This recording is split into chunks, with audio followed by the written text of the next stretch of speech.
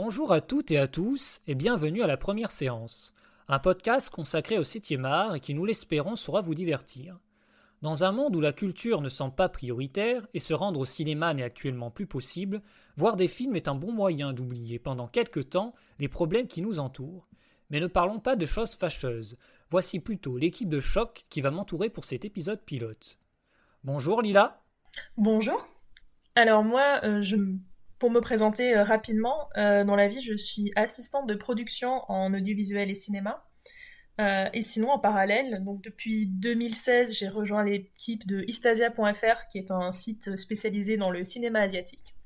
J'écris aussi pour le blog Fucking Cinéphile, qui parle de manière plus généraliste de cinéma et de séries. Et enfin, je suis chroniqueuse au podcast La Troisième Rangée, qui analyse les sorties cinéma et plateformes, même si, bon, forcément, en ce moment, on est un petit peu au chômage technique. Bonjour Vince. Bonjour, moi c'est Vincent, donc je suis récemment diplômé d'une école de cinéma et aspirant réalisateur, mais bon sur internet j'ai écrit surtout sur mon blog Movie Nights et j'ai participé aussi à plusieurs podcasts, notamment certains l'aiment à chaud et j'écrivais il y a quelque temps aussi pour le webzine Désolé j'ai ciné. Et donc ravi d'être parmi vous pour parler de Naonjin. Bonjour Lily. Bonjour, alors moi c'est Lily, donc je voulais voilà saluer aussi également mes collègues Mathias, Vincent et Lila. Donc en fait moi je me présente. J'ai travaillé pendant de nombreuses années au sein de différents labels musicaux, Sony, EMI, Naïve et Universal. J'ai travaillé un petit peu aussi en radio pour faire des chroniques cinéma et un peu people. Et après, donc, je me suis réorientée en tant qu'assistante chef de projet dans le domaine actuellement médical. J'ai longtemps aussi travaillé pour des cabinets d'architecture et des cabinets d'ingénieurs. Voilà mon parcours. Donc j'ai toujours été passionnée de cinéma. Je suis tombée un peu dans la marmite comme Obélix quand j'étais petite. Et depuis ce jour, l'ADN du cinéma est ancré en moi. Et je suis vraiment passionnée par tout type de cinéma, mais plus particulièrement par le cinéma asiatique, puisque bon, bah, je suis au vu de mes origines, mais j'aime beaucoup tout type de cinéma et découvrir des nouvelles œuvres. Je suis passionnée aussi, et je peux être captivée par des histoires, il suffit qu'elles soient intéressantes, peu importe les pays. Voilà. D'accord, merci. Donc, et pour finir, je m'appelle Mathias, je suis passionné de cinéma, je viens de terminer un master en deuxième année d'études cinématographiques à Grenoble, où j'ai pu faire notamment un mémoire sur le cinéma d'Ari Aster, dont je suis assez fier. Et donc, je suis l'animateur de ce podcast en espérant que plein d'autres numéros suivent. Donc, nous allons rentrer tout de suite dans le vif du sujet avec cet épisode pilote qui va être consacré au cinéma sud-coréen et plus particulièrement au film de Naongjin. Donc, la première question que j'ai envie de vous poser à toutes et à tous, c'est comment avez-vous découvert le cinéma sud-coréen, par quel biais, quel serait le premier film? Voilà. Sinon, je me porte volontaire. Ouais, vas-y. Alors moi, j'ai commencé à m'intéresser au cinéma coréen il y a peut-être une dizaine d'années. À l'origine, moi, c'est plus le cinéma japonais avec lequel j'avais des affinités aussi simplement parce que c'est une langue que j'étudiais et ce genre de choses, et qui graduellement m'a amené à m'intéresser aux autres cinémas d'Asie. Et je pense que comme beaucoup de gens, j'ai commencé à m'intéresser au cinéma coréen avec euh, quelques grands films qui aujourd'hui sont un peu considérés comme des références. Donc je saurais pas dire lequel en particulier, enfin lequel j'ai vu en premier, mais pour moi les quatre films vraiment qui ont commencé à bâtir mon image du cinéma coréen, c'était Old Boy de Park Chan-wook, The Chaser de Na Hong-jin, J'ai rencontré le diable de Kim Ji-woon et attendez, il y en avait un quatrième, ah ben forcément Memories of Murder de Bong Joon-ho. Donc ça a été un petit peu les bases sur lesquelles se sont construites s'est construit mon intérêt pour le cinéma coréen. D'accord, merci. Lily? Moi, c'est tout simple en fait. Moi, je suis d'origine sud-coréenne et japonaise, donc forcément intérêt pour le cinéma asiatique. Après, mes parents aimaient pas forcément ça, donc je m'y suis mise, on va dire, un petit peu sur le tard à partir de mon adolescence. Et puis après, ayant fait des études de communication culturelle et ayant un professeur qui adorait le cinéma sud-coréen, et ben m'a fait découvrir beaucoup de films sud-coréens, tout type de films, et aussi le cinéma hongkongais et japonais, qui est très intéressant et ils sont très différents mine de rien. Ok. Et toi, Vince? Alors moi, en fait, ça remonte à 4 ans, en 2017, où j'ai découvert Old Boy de Park Chan-wook, hein, je pense comme beaucoup. Évidemment, j'ai trouvé ça formidable et j'étais un peu chamboulé par cette proposition. Et en fait, il se trouve que cette année-là, il y avait aussi la ressortie au cinéma de Memories of Murder de Bong Joon-ho. Et donc, je suis allé le découvrir en salle. Et là, ça a été vraiment la révélation. Enfin, pour moi, c'est un chef-d'œuvre absolu. Et ça a vraiment définitivement lancé mon intérêt envers le cinéma coréen. Et après, bah, j'ai vu un peu tous les gros films. Voilà, ce que tu citais aussi, Lila, The Chaser, j'ai rencontré le diable, etc. Donc voilà, ça remonte à peu près il y a 4 ans. Ok, bah moi, ça doit faire à peu près pareil. Mais je dirais en fait que ça doit être en 2016. Je sais plus si c'est le premier film sud-coréen que j'ai vu, mais The Strangers dont on va reparler, je l'ai vu au cinéma, je me suis pris, comment dire, une claque. Je savais pas vraiment à quoi m'attendre. J'avais pas vraiment vu en plus de films dans ce genre-là. Donc ouais, j'ai vraiment été surpris et c'est vraiment ça qui m'a donné envie de m'intéresser à la fois au cinéaste, même si j'ai pas vu tout de suite The Caesar and the Murderer, et au cinéma sud-coréen. Après les films qui ont suivi, bah, c'est les films qui sont sortis au cinéma cette année-là, parce qu'on a eu quand même droit à Dernier Train pour Busan et à Mademoiselle de Park Chan-wook. Donc c'est quand même pas rien. Donc ouais, c'est vraiment à partir de là, de cette année-là et de ces trois films, ce qui m'a vraiment donné envie de m'intéresser au cinéma sud-coréen plus en détail.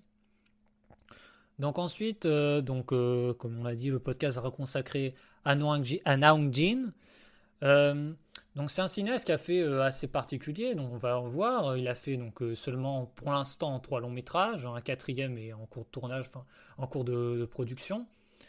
Ce que je voulais vous demander, c'est selon vous ce qui distingue, si c'est le cas, Naung Jin des autres cinéastes sud-coréens, hein, par exemple Park Chan-wook, Bong Joon-ho ou même d'autres, selon vous. Alors Vince par exemple. Euh, alors, bon, par rapport à Park Chan-wook, il a quand même un style assez différent, même s'ils traitent tous les deux de la violence. J'aurais tendance à la limite à plus le rapprocher de Kim Ji-woon et Bong Joon-ho, parce que là, il peut alterner des moments de violence extrêmement sadiques et en même temps des ruptures de ton assez comiques et absurdes. Euh, mais ouais, ce qui le différencie, il y a, bon, il y a une pointe il y a un traitement social aussi dans son œuvre, mais pas de la même manière que Bong Joon-ho, c'est-à-dire qu'il va pas forcément traiter de lutte des classes, quoi. C'est plus un traitement social au niveau des communautés, en fait, à mon sens. Ouais, je suis d'accord avec ça, parce que surtout par rapport, bon, on va citer les mêmes, mais par rapport à Park Chan-wook, Bong Joon-ho ou Kim Ji-woon, pour l'instant, il a pas réalisé de film à l'international, donc pas de film américain, et j'ai pas l'impression que c'est forcément ça qui l'intéresse. Il a vraiment envie de rester là-dedans, de rester dans ce style de film, même si The Strangers, on va le voir, est différent par certains aspects. Lila, qu'est-ce que t'en penses? Attends, je rebondis juste un truc. Oui, Vince, vas-y, pardon. C'est que j'ai vu qu'apparemment The Murderer, il était en partie produit par la Fox, par leur branche internationale, ce qui est une première apparemment. Mais effectivement, le film, il n'est pas spécialement orienté pour le marché américain, alors que ça a l'air d'être une coprode. Et justement, je pense que par rapport à la question de comment est-ce que Naoujin se distingue, et je dirais que c'est peut-être là qui rend d'autant plus l'adaptation de ces films, à mon avis, compliquée, c'est que sur le papier, il se distingue pas tellement de ses compatriotes. Les films qu'il fait, particulièrement The Chaser et The Murderer, mais c'est dans le canon le plus pur de ce qu'on peut trouver à la même époque dans le polar coréen. On retrouve vraiment des éléments, le côté où on va avoir une rupture des tons, comme chez Bong Joon-ho, tu l'évoquais tout à l'heure, ou comme chez Park Chan-wook dans Sympathie faux Mystère Vengeance. On va avoir là aussi cette dérision vis-à-vis des forces de police qu'on a dans Memories of Murder. On a la violence aussi qu'on peut retrouver chez Kim Ji-woon ou par exemple dans A Dirty Carnival. Tous ces éléments-là, c'est vraiment très typique de ce qu'on peut trouver en salle en Corée à cette époque-là. Mais là où Na Hong-jin va réussir à tirer son épingle du jeu, c'est que il va vraiment aller à l'essence de ça. Il va, dans son premier film, en tout cas The Chaser, il va pas essayer de surprendre le public, de faire quelque chose de mieux. Il va juste montrer qu'il maîtrise parfaitement ces codes-là. Et pour donner quelque chose qui est vraiment épuré, on est dans une quête, dans une chasse qui dure quand même 2 heures. Enfin, il fait des films qui sont de plus en plus longs. Son premier film fait 2 heures, le deuxième 2h20. Je crois que The Stranger, c'est pas loin de 2h40. Et il arrive en fait à... The Chaser, le scénario, il tient sur une page. Maintenant, même pas, il tient dans une ligne. C'est juste, dès le début, on connaît le coupable. Dès le début, le héros connaît le coupable. Et on est juste sur une tension qui est maintenue, une frustration qui est maintenue d'avoir ce personnage, ce héros qui va être envoyé à sa propre impuissance, en fait. Et ça, pour moi, c'est là où Na Hong-jin arrive à se distinguer. C'est cette capacité à aller vraiment à l'essentiel de ce qu'il veut raconter sans artifice. Et alors qu'effectivement, on est sur des... Si on regarde ses compatriotes, on est sur des scénarios qui sont parfois de plus en plus complexes, de plus en plus farfelus. The Chaser ne cherche pas à être original, mais parce qu'il est particulièrement efficace dans ce qu'il fait, c'est devenu un classique. Ouais, carrément, ouais. D'accord. Et toi, Lily, qu'est-ce que t'en penses? Je suis assez d'accord avec Vince dans le sens où il veut montrer, c'est un réalisateur qui est surtout, je trouve, qui est le plus engagé politiquement parlant, dans le sens où ses films tournent autour d'histoires liées essentiellement à des meurtres, des serial killers inspirés de faits réels. C'est un réalisateur qui fait énormément de recherches pour coller au plus juste de la réalité dans l'ensemble de ses films. Et surtout, il veut vraiment adapter et adopter ses films pour le marché coréen et non pour l'international. Peut-être que contrairement peut-être aux autres, je trouve, réalisateurs sud-coréens à l'heure actuelle, qui travaillent pour les États-Unis ou qui veulent peut-être éventuellement un peu plus coller au marché international. Du coup, oui, donc par rapport... ouais, donc ouais, non, je suis d'accord par rapport à cette épure du cinéma de Na Hong-jin. Aussi, donc oui, c'est vrai qu'en fait, bon, surtout pour The Chaser et pour The Murderer, ils cherchent pas à se compliquer la tâche. Et en fait, The Chaser, on a vraiment un polar, je veux dire un polar sud-coréen assez violent, comme on va l'avoir avec. Bon, on y viendra quand on parlera plus en détail de The Chaser, mais avec J'ai rencontré le diable, hein, il y a vraiment un parallèle à faire entre les deux films. J'ai rencontré le diable arrive après, en plus de The Chaser.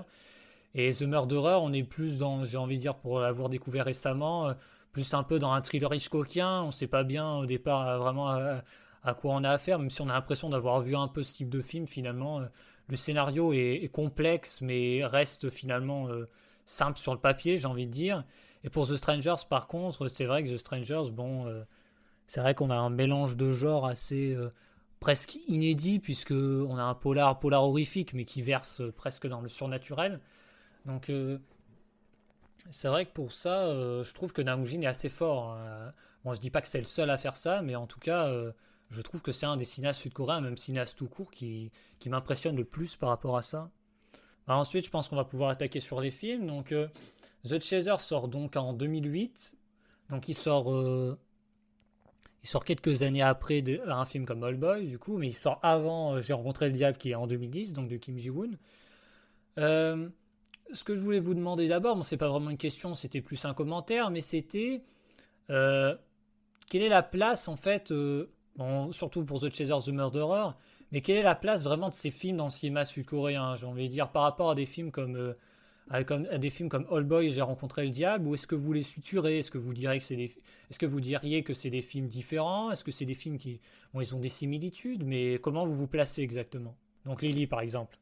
Moi, je le vois plus comme un film, on va dire, euh, engagé politiquement, puisqu'à chaque fois, il n'y a pas de lutte des classes. Donc c'est même si ça parle de faits divers, de choses comme ça, c'est vraiment l'impuissance d'un personnage et même lorsqu'il fait appel on va dire à la police ou quoi que ce soit, il sait que de toute façon, il va être démuni face à la situation et qu'il va devoir se débrouiller tout seul.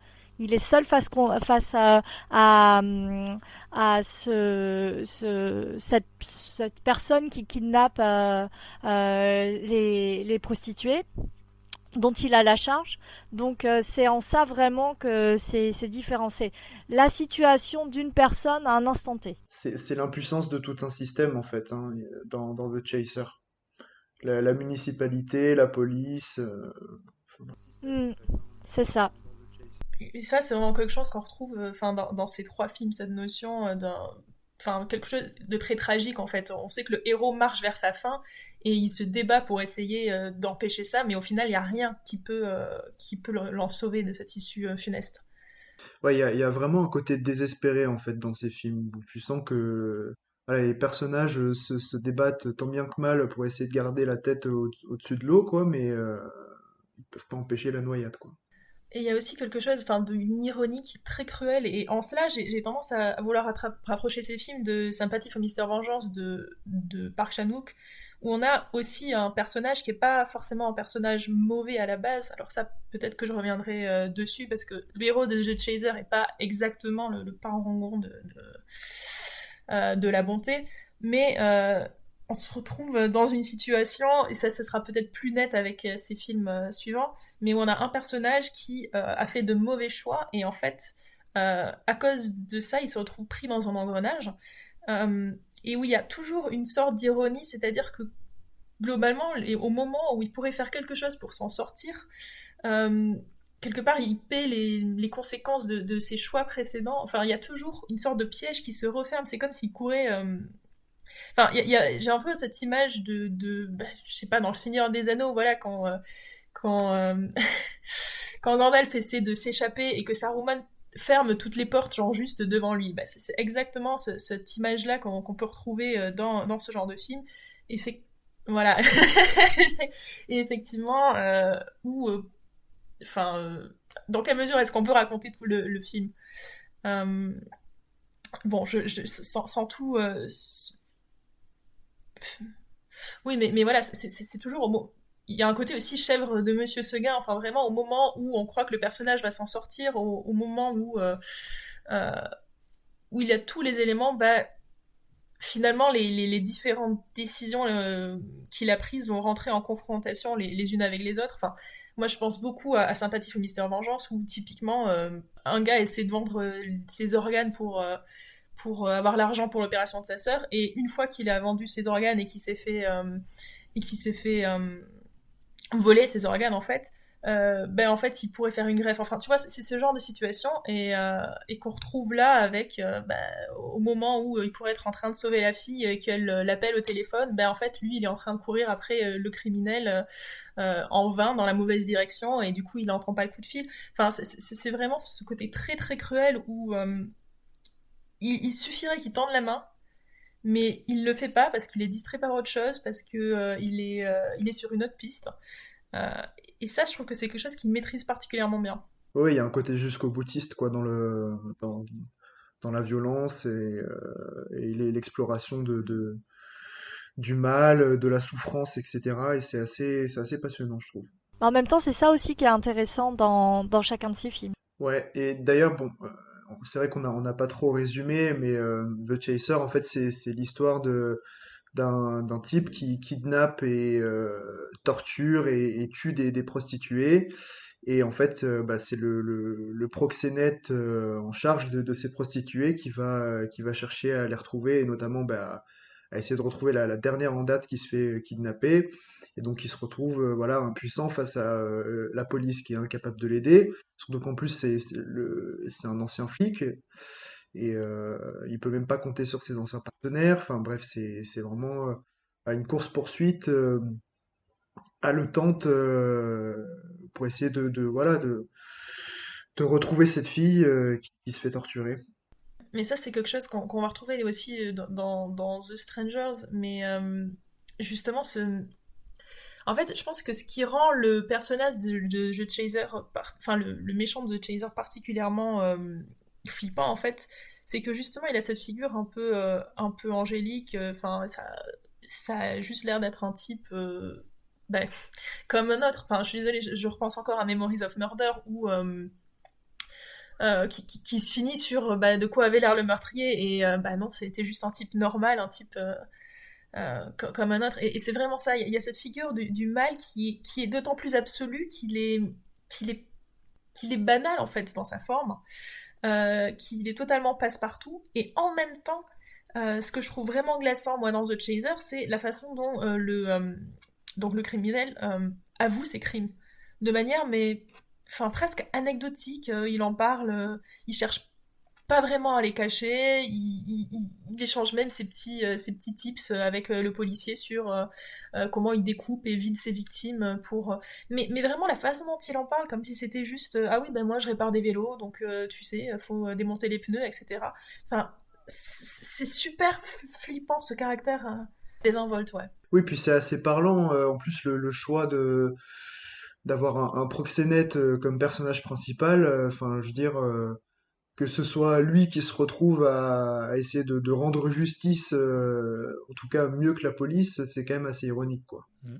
Ouais, par rapport à ça, j'ai envie de dire, bon, c'est le cas dans plusieurs films sud-coréens que j'ai pu voir, mais en tout cas dans ce Naoujin, vraiment dans les trois films, t'as vraiment une impuissance de la police qui est vraiment presque choquante. T'as vraiment l'impression que c'est des pantins qui peuvent rien faire, qui sont impuissants et qui pourront rien changer, quoi. Que s'ils étaient pas là, ça changera absolument rien. Ah oui, non, mais il passe vraiment pour des empotés assez naïfs, quoi. Ouais, c'est ça. Mais souvent dans les films sud-coréens, si vous regardez, que ce soit dans Old Boy, que ce soit dans Memories of Murder, la police n'est pas forcément représentée de manière quand même positive. Ouais, non, c'est vrai que Les agents sont souvent corrompus, sont souvent feignants, sont un peu stupides. Euh, et ça, à la rigueur, ça serait peut-être le parallèle que nous pourrions mettre avec les autres pays, puisque en général, les films qui parlent de la police ou qui traitent de la police ont pas forcément une très bonne image positive. C'est peut-être le seul lien qu'on pourrait faire avec les autres pays. Parce que souvent, la police, elle n'est pas forcément représentée de manière positive. C'est très très rare. oui, c'est vrai, non, que dans les autres pays, il y a toujours une représentation de la police qui est assez négative, mais particulièrement dans le cinéma coréen, c'est assez fou de voir à quel point ils sont représentés vraiment comme des types incompétents en fait. Genre je me dis pour qu'il y ait autant peut-être si on peut appeler ça un cliché, peut-être chez eux, enfin, ça doit vraiment être quelque chose de réaliste en fait. Donc c'est assez effrayant. Parce que dès le début, en fait, on sait qui est le coupable, le spectateur le sait, le héros le sait, même la police en acquiert assez rapidement la conviction. Mais c'est juste cette impuissance par manque de preuves, par manque d'informations, euh, qui, euh, bah, qui les mène justement à prendre des décisions un petit peu dans la panique et qui finalement ne permet pas de résoudre la situation. Après, il faut aussi savoir que la police en Corée du Sud n'avait pas forcément aussi les mêmes moyens à l'époque que maintenant. Tout ce qui est police scientifique, c'est venu mais vraiment sur le tard. Il y a ça aussi et la Corée s'est développée assez tardivement, hein, sans refaire l'histoire du cinéma ou de la Corée du Sud. Le pays s'est développé quand même assez tardivement. Il y a eu beaucoup de dictateurs en Corée du Sud. Les Coréens n'avaient pas forcément un libre arbitre ou un choix de penser, et la liberté d'expression n'existait même pas en fait. Et il a fallu attendre un certain temps avant, bien sûr, l'arrivée des Américains en Corée du Sud, et pour que le pays se libère petit à petit du communisme et aille, on va dire, vers une ère où le cinéma a pu se développer, se créer correctement, etc. Donc, et je pense que dans tous les domaines, pas forcément le domaine de la culture, mais tous les domaines, que ce soit dans le domaine scientifique, dans le domaine social aussi, dans le domaine de l'enseignement, tout ça s'est développé très très tardivement, mais lorsque ça a commencé à se développer, ça s'est développé à une vitesse grand V. Ouais, et d'ailleurs, bah, ce manque de moyens de la police au niveau scientifique, on le voit dans Memories of Murder, bah, qui s'inspire en plus des vraies affaires de meurtre qui ont eu lieu, je sais plus, dans les années 80, je crois. euh, Où à un moment donné, bah, ils se heurtent au fait qu'ils n'ont pas la technologie pour faire des tests ADN, etc. Donc, et le cinéma coréen, voilà, il a mis du temps à vraiment se développer. Et dans son plein essor, il est arrivé en fait avec cette nouvelle vague de cinéastes fin des années 90, début années 2000, quoi.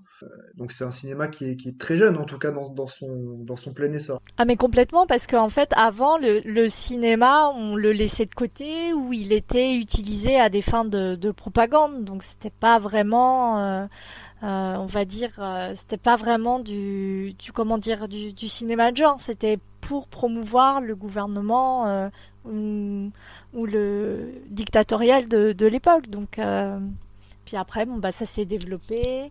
Après, il y a eu des entreprises, on appelle ça des chébelles, à partir des années 90-2000, qui se sont vraiment développées. Et chébelles, c'est des groupements d'entreprises type Samsung, LG, etc. Des grosses entreprises qui ont décidé de mettre de l'argent sur la table pour pouvoir financer des films. D'accord, ouais, c'est vrai que c'est intéressant, mais par rapport, donc, du coup, si on revient un peu plus en détail sur le film, donc The Chaser, euh, donc c'est vrai que il y a quelque chose que j'ai noté, donc qui revient dans ce film et qui revient aussi vraiment dans J'ai rencontré le diable. Il faudrait presque voir les deux d'à côté, mais je pense que c'est vraiment flagrant. C'est vraiment cette figure du double avec ces deux ouais, c'est vraiment deux personnages qui se traquent. Un peu ce jeu du chat et la souris qu'on retrouve dans ces deux longs métrages. Qu'est-ce que vous en pensez exactement? Et puis il y a la figure du psychopathe, hein, parce que dans les deux cas, The Chaser, on peut dire que le tueur est un psychopathe, et dans J'ai rencontré le diable, c'est pareil. Et puis par rapport à ce que disait Lila tout à l'heure, donc au début, enfin je sais plus si c'est au début, mais dans The Chaser, on sait rapidement qui est le tueur, et pareil, le personnage principal, il sait qui il est. Et dans J'ai rencontré le diable, dès les premières minutes du film, on sait qui est le tueur. Pas le personnage principal, il sait pas tout de suite, mais c'est vrai qu'en tout cas, je trouve vraiment que c'est flagrant. Oui, en plus, pour faire le parallèle entre les deux films, dans The Chaser, le psychopathe en question, il a un visage assez ordinaire. Enfin, c'est un mec, enfin, quand tu vois l'acteur, il est plutôt pas mal, quoi. T'as pas l'impression que enfin, il a pas une tête de psychopathe, en fait. Alors que dans J'ai rencontré le diable, il a déjà une tête particulière. Enfin, il a vraiment cet aspect fou. Alors que l'autre, il cache un peu plus son jeu, quoi. Et c'est ce qui trouble un peu la police, d'ailleurs. En fait, c'est ça. Enfin, très clairement, tu sens que ce type est dérangé. Tu sens il a voilà, quelque chose qui tourne par an. Mais est-ce que c'est qui tourne par an au point d'inventer des histoires pour se rendre intéressant, ou est-ce que c'est qui tourne par an au point de vraiment tuer 12 personnes? C'est ça le questionnement pour les policiers. Mais au fond, nous, on le sait très bien. Et d'où la frustration, en fait, de pas avoir... Enfin, de pas voir les forces de police, enfin de les voir avoir tellement de mal à accepter son histoire. Mais c'est ça, c'est hyper désinvolte, quoi. Et du coup, c'est vraiment, enfin, c'est pour ça que la police est complètement déstabilisée, en fait, parce que le mec, il leur raconte ça comme s'il leur racontait ses dernières courses, quoi. Mais et ce qui fait que, bah, ils ont un peu du mal à le croire, quoi, que ça leur arrive aussi facilement qu'ils leur disent ça au détour d'une conversation normale. Donc voilà, forcément, ils ont le doute de se dire, ok, peut-être que ce qu'il dit est vrai, mais en même temps, c'est chaud. Enfin, ils arrivent pas à se décider et voilà, et t'as le personnage principal à côté qui connaît la vérité, qui est là en mode mais putain, mais il est en train de les endormir. C'est absolument terrible ce qui se passe. Et puis la scène de combat finale entre le proxénète et l'assassin, je la trouve très haletante, viscérale. Le personnage principal quand même arrive à reprendre le dessus sur le tueur qui est à terre. Moi je trouve quand même que la scène elle nous permet un peu de respirer par instant parce qu'on a vraiment l'impression d'étouffer, d'être en apnée pendant toute cette scène. Et après on reprend un peu d'air et hop. Euh, on est pris via la scène finale et via ce dénouement et justement après il y a ce plan avec l'aquarium en premier plan qui est assez stupéfiant. Euh, le contre-champ sur justement cet aquarium nous révèle l'indice qui manquait donc au personnage depuis le début. Et moi, je vais même jusqu'à faire un parallèle, je trouve, avec le film Seven, dans le sens où il parle d'organes, la façon dont il tue des victimes. Il y a ce côté un peu de démembrage et au niveau de ce champ lexical autour de commun avec justement les organes du corps humain, le corps humain en lui-même, et il y a le regard justement du personnage principal. Pour moi, c'est le réalisateur veut même faire de ce personnage un héros, et il en dit long par la nature des sentiments qui fait ressortir l'émotion de celui-ci à travers son regard, sa peur. En même temps, il veut se venger, en même temps, il sait pas ce qu'il faut faire, et tout d'un coup, il est aidé avec un marteau. Voilà. Et moi, je laisse découvrir aux personnes qui nous écoutent en vous conseillant vivement de regarder ce qui va se passer. Et la fin est juste incroyable et d'une ingéniosité sans nombre. Et en plus, c'est un film qui déjoue les attentes constamment, quoi. À chaque fois, tu as l'impression que t'arrives presque au dénouement, que ah c'est bon, ça y est, tout va rentrer dans l'ordre. Eh ben non, et ça reprend et ça reprend et ça reprend.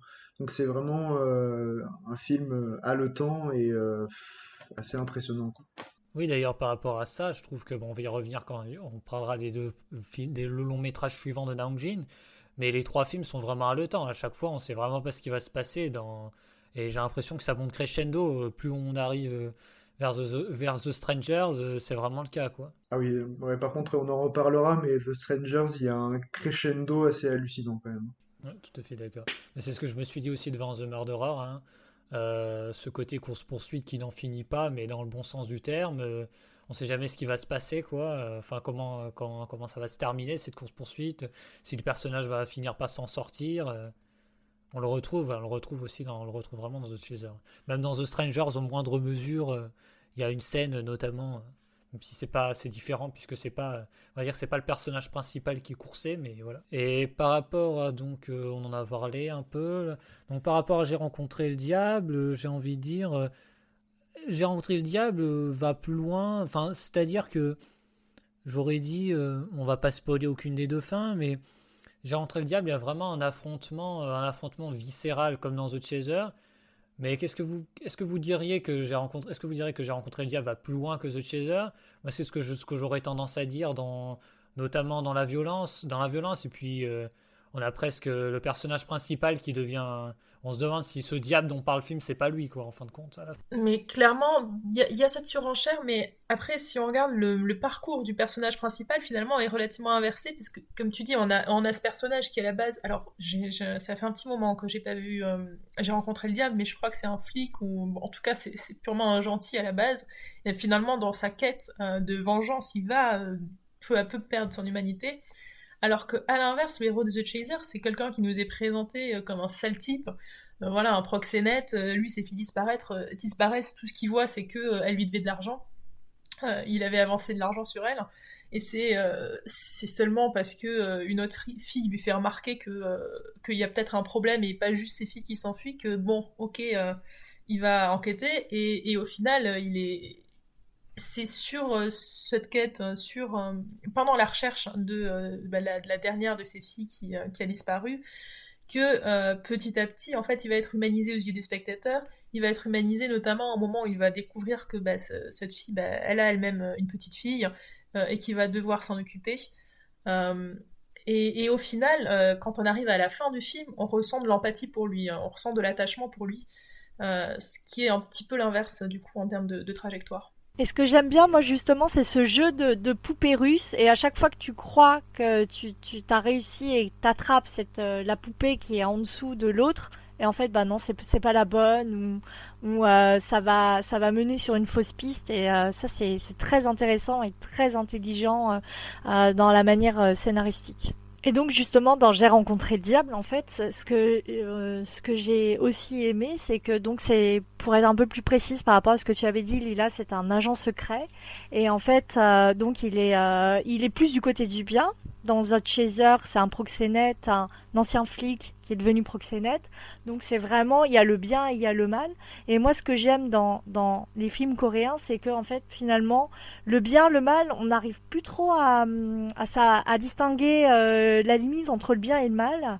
Il y a un certain manichéisme qui est présent, donc qui considérant que le bien et le mal sont deux forces que nous pouvons mettre en fait au même rang, à la même position. Qu'il n'y en a pas un qui est mieux que l'autre, que le monde n'est pas tout blanc ou tout noir. Il y a l'entre-deux, voilà. Il peut être très trouble et devenir par moments, Ouais, et difficile à naviguer. voilà.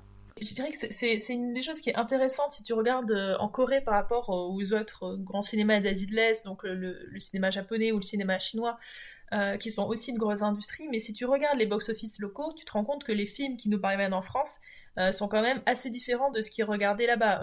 Japon, typiquement, ils sont beaucoup dans les adaptations de mangas animés, etc. Koreeda, on a commencé à s'intéresser au Japon qu'à partir du moment où il a eu la Palme d'Or en France. Et c'est comme ça pour pas mal de cinéastes qui se sont d'abord fait connaître à l'étranger. Pareil pour Kitano Takeshi, qui a eu beaucoup de mal au début à se faire reconnaître parce qu'au Japon, il est connu comme comique. Et donc personne l'a pris au sérieux, alors qu'aujourd'hui, maintenant, voilà, il est considéré comme un des grands réalisateurs japonais contemporains. Et il y a ce décalage vraiment entre l'international et le marché local. Alors qu'en Corée, comme Lily le faisait remarquer, c'est beaucoup moins le cas. Effectivement, il y a des films qui marchent là-bas qu'on va pas voir en France, mais globalement, quand tu prends Dernier train pour Busan, ça cartonne en Corée. Quand tu prends les films qui vont passer au Festival du film coréen à Paris, c'est pour beaucoup des gros succès en Corée. Et ça c'est quand même assez remarquable.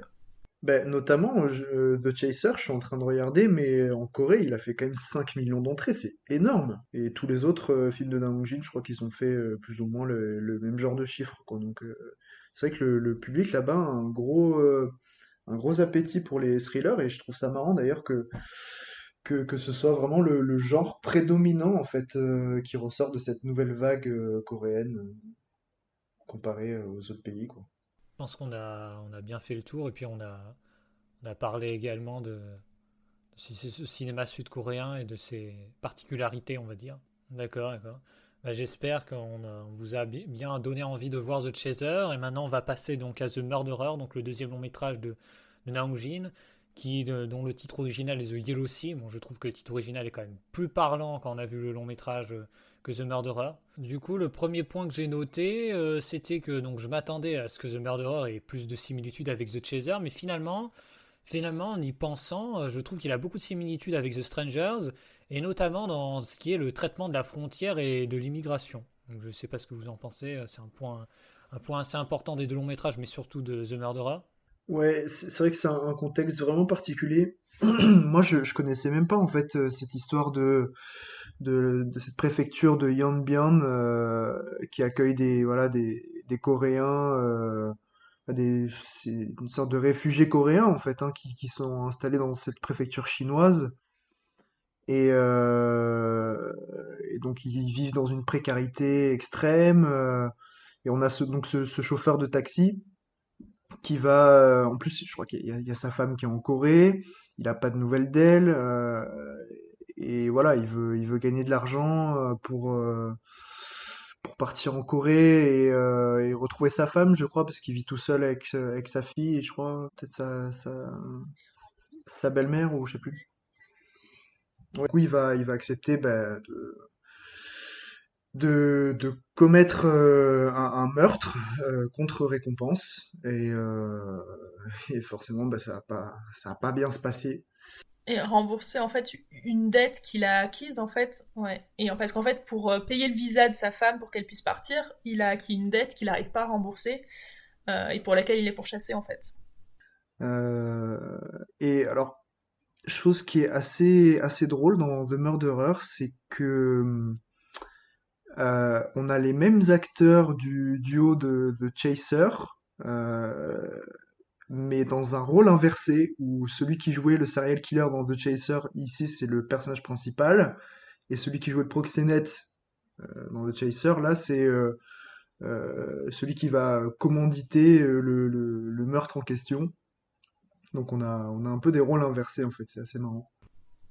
Oui, dans les deux cas, finalement, on a une figure de l'étranger. Alors, c'est une figure qui est très nette dans The Strangers, parce que c'est carrément un japonais qui vient d'un autre pays, qui vient d'une autre langue, mais en même temps, on n'a pas son parcours personnel, on ne sait pas comment il est arrivé là. Il est juste là, c'est un fait, c'est un constat. Mais dans The Murderer, effectivement, il y a vraiment toute une approche de la situation donc du héros qui est donc qui habite dans une zone en Chine qui est frontalière à la Corée du Nord et à la Russie. Tu sens que c'est une zone pauvre qui est, enfin où il y a des conflits géopolitiques assez prononcés, où il est traité en paria en raison de ses origines coréennes. Il n'est pas chez lui là-bas. En même temps, il n'est pas chez lui en Corée non plus. Où il est là encore traité comme un outsider. Et on va avoir la première partie du film va vraiment nous montrer à la fois la précarité dans laquelle il vit, la façon dont il est traité dans les deux pays, mais aussi tout le parcours entre les deux, euh, où il immigre clandestinement dans des caves de bateaux, où il est traité, enfin, juste, en fait, quelque part, il donne sa vie à des gens qui peuvent en faire ce qu'ils veulent finalement une fois qu'il a payé, et il y a cette extrême vulnérabilité dans laquelle il se trouve, parce que bon, en vrai, il est même pas sûr de vraiment débarquer. Euh, Ce côté-là, c'est peut-être la partie la plus... Enfin oui, c'est clairement la partie la plus ouvertement politique du film, ce passage entre les deux mondes, entre sa ville d'origine qui est totalement défavorisée, et puis ce monde de Séoul, ce monde d'argent, ce monde de... C'est pas montré de manière extrême, enfin exagérément nuancée comme ça peut l'être par exemple dans Entre deux rives de Kim Ki-duk, où vraiment on a le décalage flagrant entre les deux, mais pour autant ça saute aux yeux dès le début. Lily, tu veux ajouter quelque chose par rapport à ça? Oui, alors moi ce que c'est alors ce film en fait je l'ai revu récemment et j'ai trouvé alors, la première fois il m'avait j'avais pris une claque mais en le revoyant je trouvais qu'il y avait un côté un peu semi-documentaire social qui montre la situation des immigrés clandestins en Corée. Donc en 2009 ils ont été répertoriés et 195 000 personnes immigrés clandestins étaient sur le sol coréen. Donc c'est conséquent et ce qui est malheureux c'est qu'au jour d'aujourd'hui encore, on est en 2021, il n'y a toujours pas de changement fait pour améliorer les conditions de ces personnes qui sont obligées de se battre encore continuellement pour survivre. Parce que là, on parle vraiment de survie. Le film traite de la survie. Ça allie quand même énergie, je trouve, humour et nihilisme. Donc ça, c'est aussi ce que j'aime, c'est qu'on passe du rire aux larmes. On est confronté à une situation quand même terrible. Et on se dit quand même qu'en France, puisqu'on critique beaucoup la France, mais les personnes qui sont sans papier, qui sont arrivés de manière clandestine ont quand même un peu plus d'aide malgré tout du gouvernement. Et d'ailleurs, je rebondis juste sur l'humour. Là, l'humour, en fait, il est... Parce que c'est un sujet qui est quand même assez lourd, quoi. L'humour, en fait, il passe pas mal par le milieu mafieux qui nous est présenté. Parce que forcément, bah, derrière ce meurtre commandité, là, il y a toute une organisation de criminels derrière. Et Voilà, l'humour passe pas mal par ces personnages-là et les règlements de compte qu'ils ont entre eux. Et je trouve que c'est assez bien géré, ça dénote pas avec l'aspect hyper dramatique du reste du film. Ah, moi je te rejoins totalement, Vince, sur ce point. Moi je trouve qu'il y a une brutalité cartoonesque. Alors je sais pas s'il y a que moi qui ressens ce genre de choses, mais je me marrais, j'avais l'impression que c'était du cartoon par moment. Je me dis mais c'est pas possible, on peut pas voir ça dans un film. Ou je me rappelais plus de ce moment, mais c'est Ouais, c'est ça, c'est assez pulp, ouais. C'est ça. Ouais, c'est vraiment poussé jusqu'au grotesque. Enfin, je crois que ce qu'il incarne le mieux, c'est dans The Strangers, de la scène de l'appel. Peut-être qu'on y reviendra plus tard, mais c'est vraiment ce genre d'image un peu où quelque part la violence devient tellement absurde. Et là, je trouve que dans The Murderer, enfin, ça s'inscrit aussi au niveau du scénario parce que au final, tu mets 2h20 à comprendre que l'imbroglio dans le film, c'est que, en gros, il y a deux personnes qui ont commandité le meurtre de la même personne, et leurs assassins respectifs bah, se sont un peu rentrés dans l'art, et du coup, ils passent tout le film à essayer de savoir qui est l'autre personne qui a voulu assassiner, enfin, qui a eu le même objectif qu'eux, en fait. Et au final, la personne qui voulait tuer est morte, ils devraient être contents, ça devrait être la fin du film, mais non, parce que ayant le même intérêt, voulant le même objectif, ils se sont, mince, quel est le mot, télescopés, et c'est ridicule quand on y pense comme situation. C'est complètement ridicule. je trouve que le film raconte un point de vue assez radical, c'est-à-dire qu'en fait, tuer une personne, finalement, c'est un acte dévalorisé, dévalorisant, dans le sens où la vie d'une personne n'a plus aucune valeur dans ce film.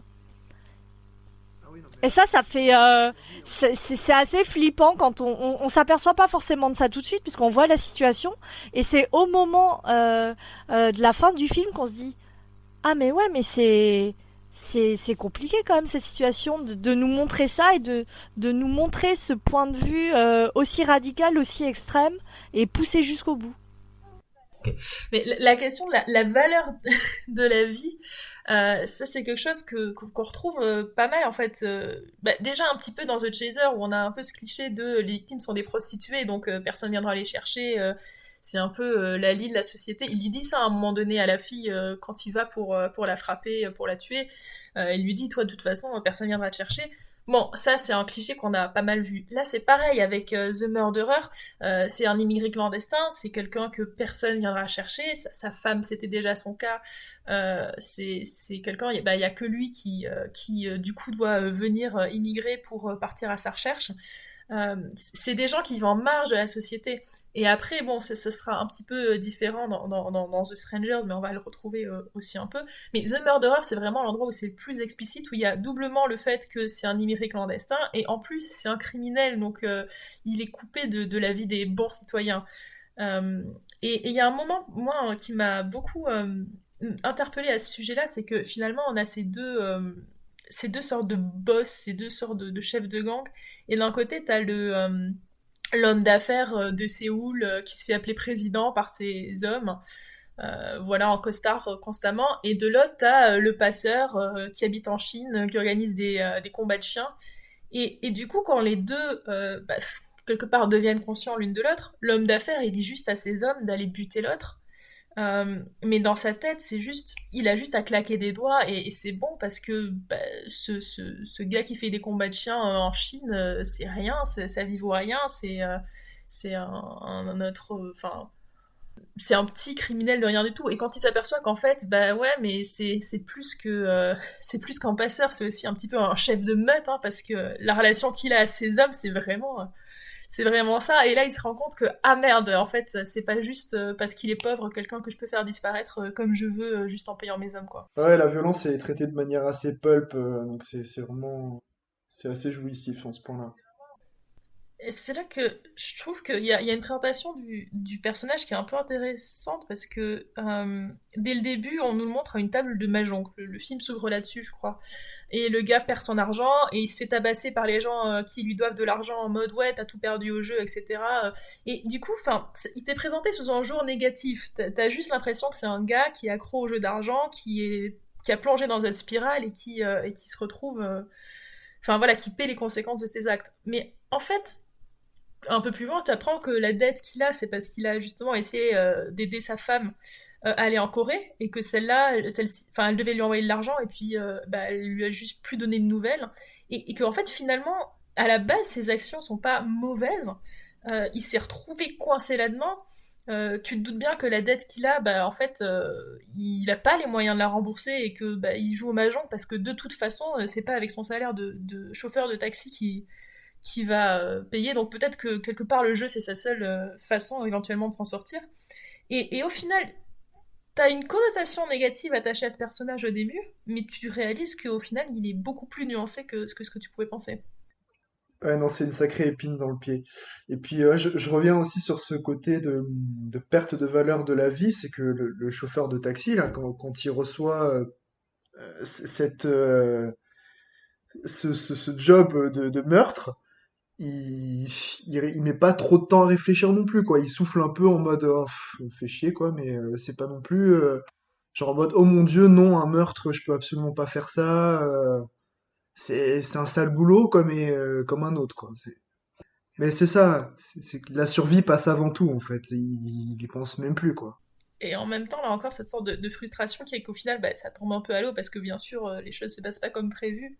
Et on retrouve là encore une forme d'ironie en fait. C'est genre, ah bah, voilà, ça t'a bien avancé de stalker le gars, d'observer en bas de sa fenêtre pendant des nuits entières. Enfin, mais au final, t'as envie qu'il s'en sorte parce que bah, lui, t'apprends à le connaître, tu le suis à travers ses galères, etc. Le gars qui doit tuer, tu sais pas qui c'est, tu vois pas son visage, etc. Et il y a ce petit moment qui est très fort dans le film, qui est le moment où il croise celui qui va tuer, euh, où enfin, ce type le trouve dans son immeuble et voit que c'est un immigré clandestin, et du coup, il le chasse, mais il lui dit, tiens, il lui donne de l'argent pour qu'il prenne un hôtel. Et c'est ce moment, en fait, qui pourrait, bon, après, c'est pas vraiment exploité plus tard dans le film, mais ce moment où lui aussi, en tant que personne qui a été commanditée pour le meurtre, rencontre sa victime, s'aperçoit que ça, a priori, ça a l'air d'être un bon gars, et ça pourrait complètement briser cette sorte d'élan, parce que bah, lui, à la base, c'est pas un criminel, quoi, donc il s'est mis là-dedans parce qu'il a pas le choix, en se disant qu'il connaît pas sa victime, mais c'est une rencontre qui dure vraiment genre quelques secondes, hein, mais qui est très intéressante. Ce moment où tu prends conscience de l'humanité de l'autre, quoi. C'est vrai. Après, moi, il y a un truc, si je devais le comparer à The Chaser, parce qu'il y a quand même ce motif de la course-poursuite, c'est que je trouve qu'il est un peu moins réussi de ce point de vue-là à The Murderer, notamment dans la mise en scène et le montage des courses-poursuites, où je trouve que là, Naong Jin, il laisse pas assez respirer ses plans, c'est un peu plus épileptique, enfin c'est difficilement lisible en fait, et en plus, dans la spatialisation, comme il y a énormément de personnes qui lui courent après de tous les côtés, à pied ou en voiture, en fait, on a difficilement le temps de capter où est chaque protagoniste, parce que ces plans durent pas, la caméra bouge énormément, alors que dans The Chaser, c'était un peu plus, enfin, c'était un peu plus lisible, quoi. Moi, je trouve que le film, en fait, il est à l'image, c'est-à-dire du personnage. Il a voulu une caméra énergique, il a voulu quelque chose de très haletant parce que il veut mettre le spectateur qui regarde ce film dans le même état que ce que ressent en fait ce clandestin. Et moi, ce que j'ai beaucoup aimé aussi, c'est au niveau du grain du film. Je trouve que ça fait un peu c'est âpre, je trouve ça vient, ça contamine même le grain de pellicule au niveau du film. C'est très âpre, c'est très limite poisseux. On a l'impression que même l'objectif de la caméra, il est sale et on a envie de le nettoyer en fait. Et il y a d'ailleurs, dans l'organisation du meurtre, parce que la personne qui doit tuer est assez importante et vit dans un immeuble assez sécurisé quand même. Il y a toute cette planification du meurtre que je trouve hyper intéressante, qui est assez méthodique, où ça passe par de longs plans silencieux où juste le personnage observe en fait. Et c'était assez bien présenté, je trouvais. Après, je crois qu'il y a un autre point sur là-dessus, je le rapproche pas mal de The Stranger, c'est que dans les deux films, on a aussi la notion de finalement, enfin, on sait vraiment pas à qui on peut faire confiance. Les jeux d'alliance sont jamais ce qu'on croit qu'ils sont. Euh, tu sais pas si la personne en face de toi, elle a les mêmes intérêts que toi ou des intérêts contradictoires, et ce qui fait que tu es vraiment la confusion la plus totale. Tu peux faire confiance à personne. Et ça aussi, bah, ça participe à ce côté désespéré. Ouais. Et puis il y a quand même plusieurs moments dans le film où il dit, enfin, de toute façon, je vais mourir, donc avant de mourir, je veux savoir ce qui se trame derrière, en gros, qui a commandité tout ça, histoire de pouvoir mourir en paix, mais lui, il s'est complètement enfoncé dans le nihilisme assez rapidement, en fait, dans le film. Une fois qu'il a compris que bah, il s'était fait avoir de tous les côtés, tu sens qu'il cherche même plus à se battre pour lui-même, mais juste pour savoir.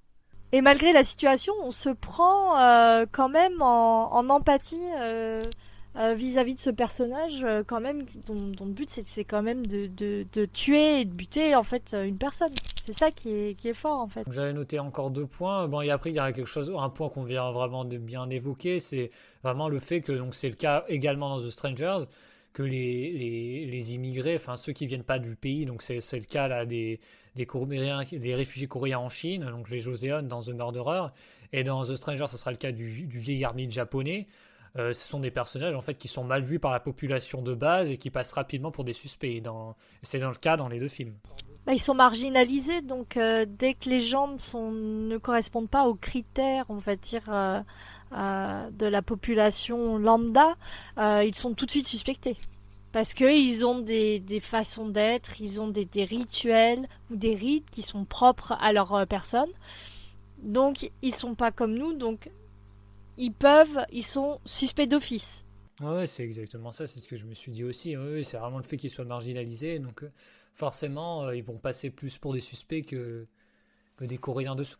Ouais, surtout qu'en plus, ce qui m'a frappé, c'est que les Coréens de Séoul reconnaissaient hyper facilement les Joseon-jok, donc ces réfugiés coréens en Chine, et tout de suite ils étaient hyper ostracisés, on les menace, etc. Alors que au moment où il rencontre bah, sa future victime, il le reconnaît assez facilement en tant qu'émigré, mais son réflexe c'est de lui donner de l'argent au lieu je sais pas, d'appeler les flics ou quoi que ce soit, quoi.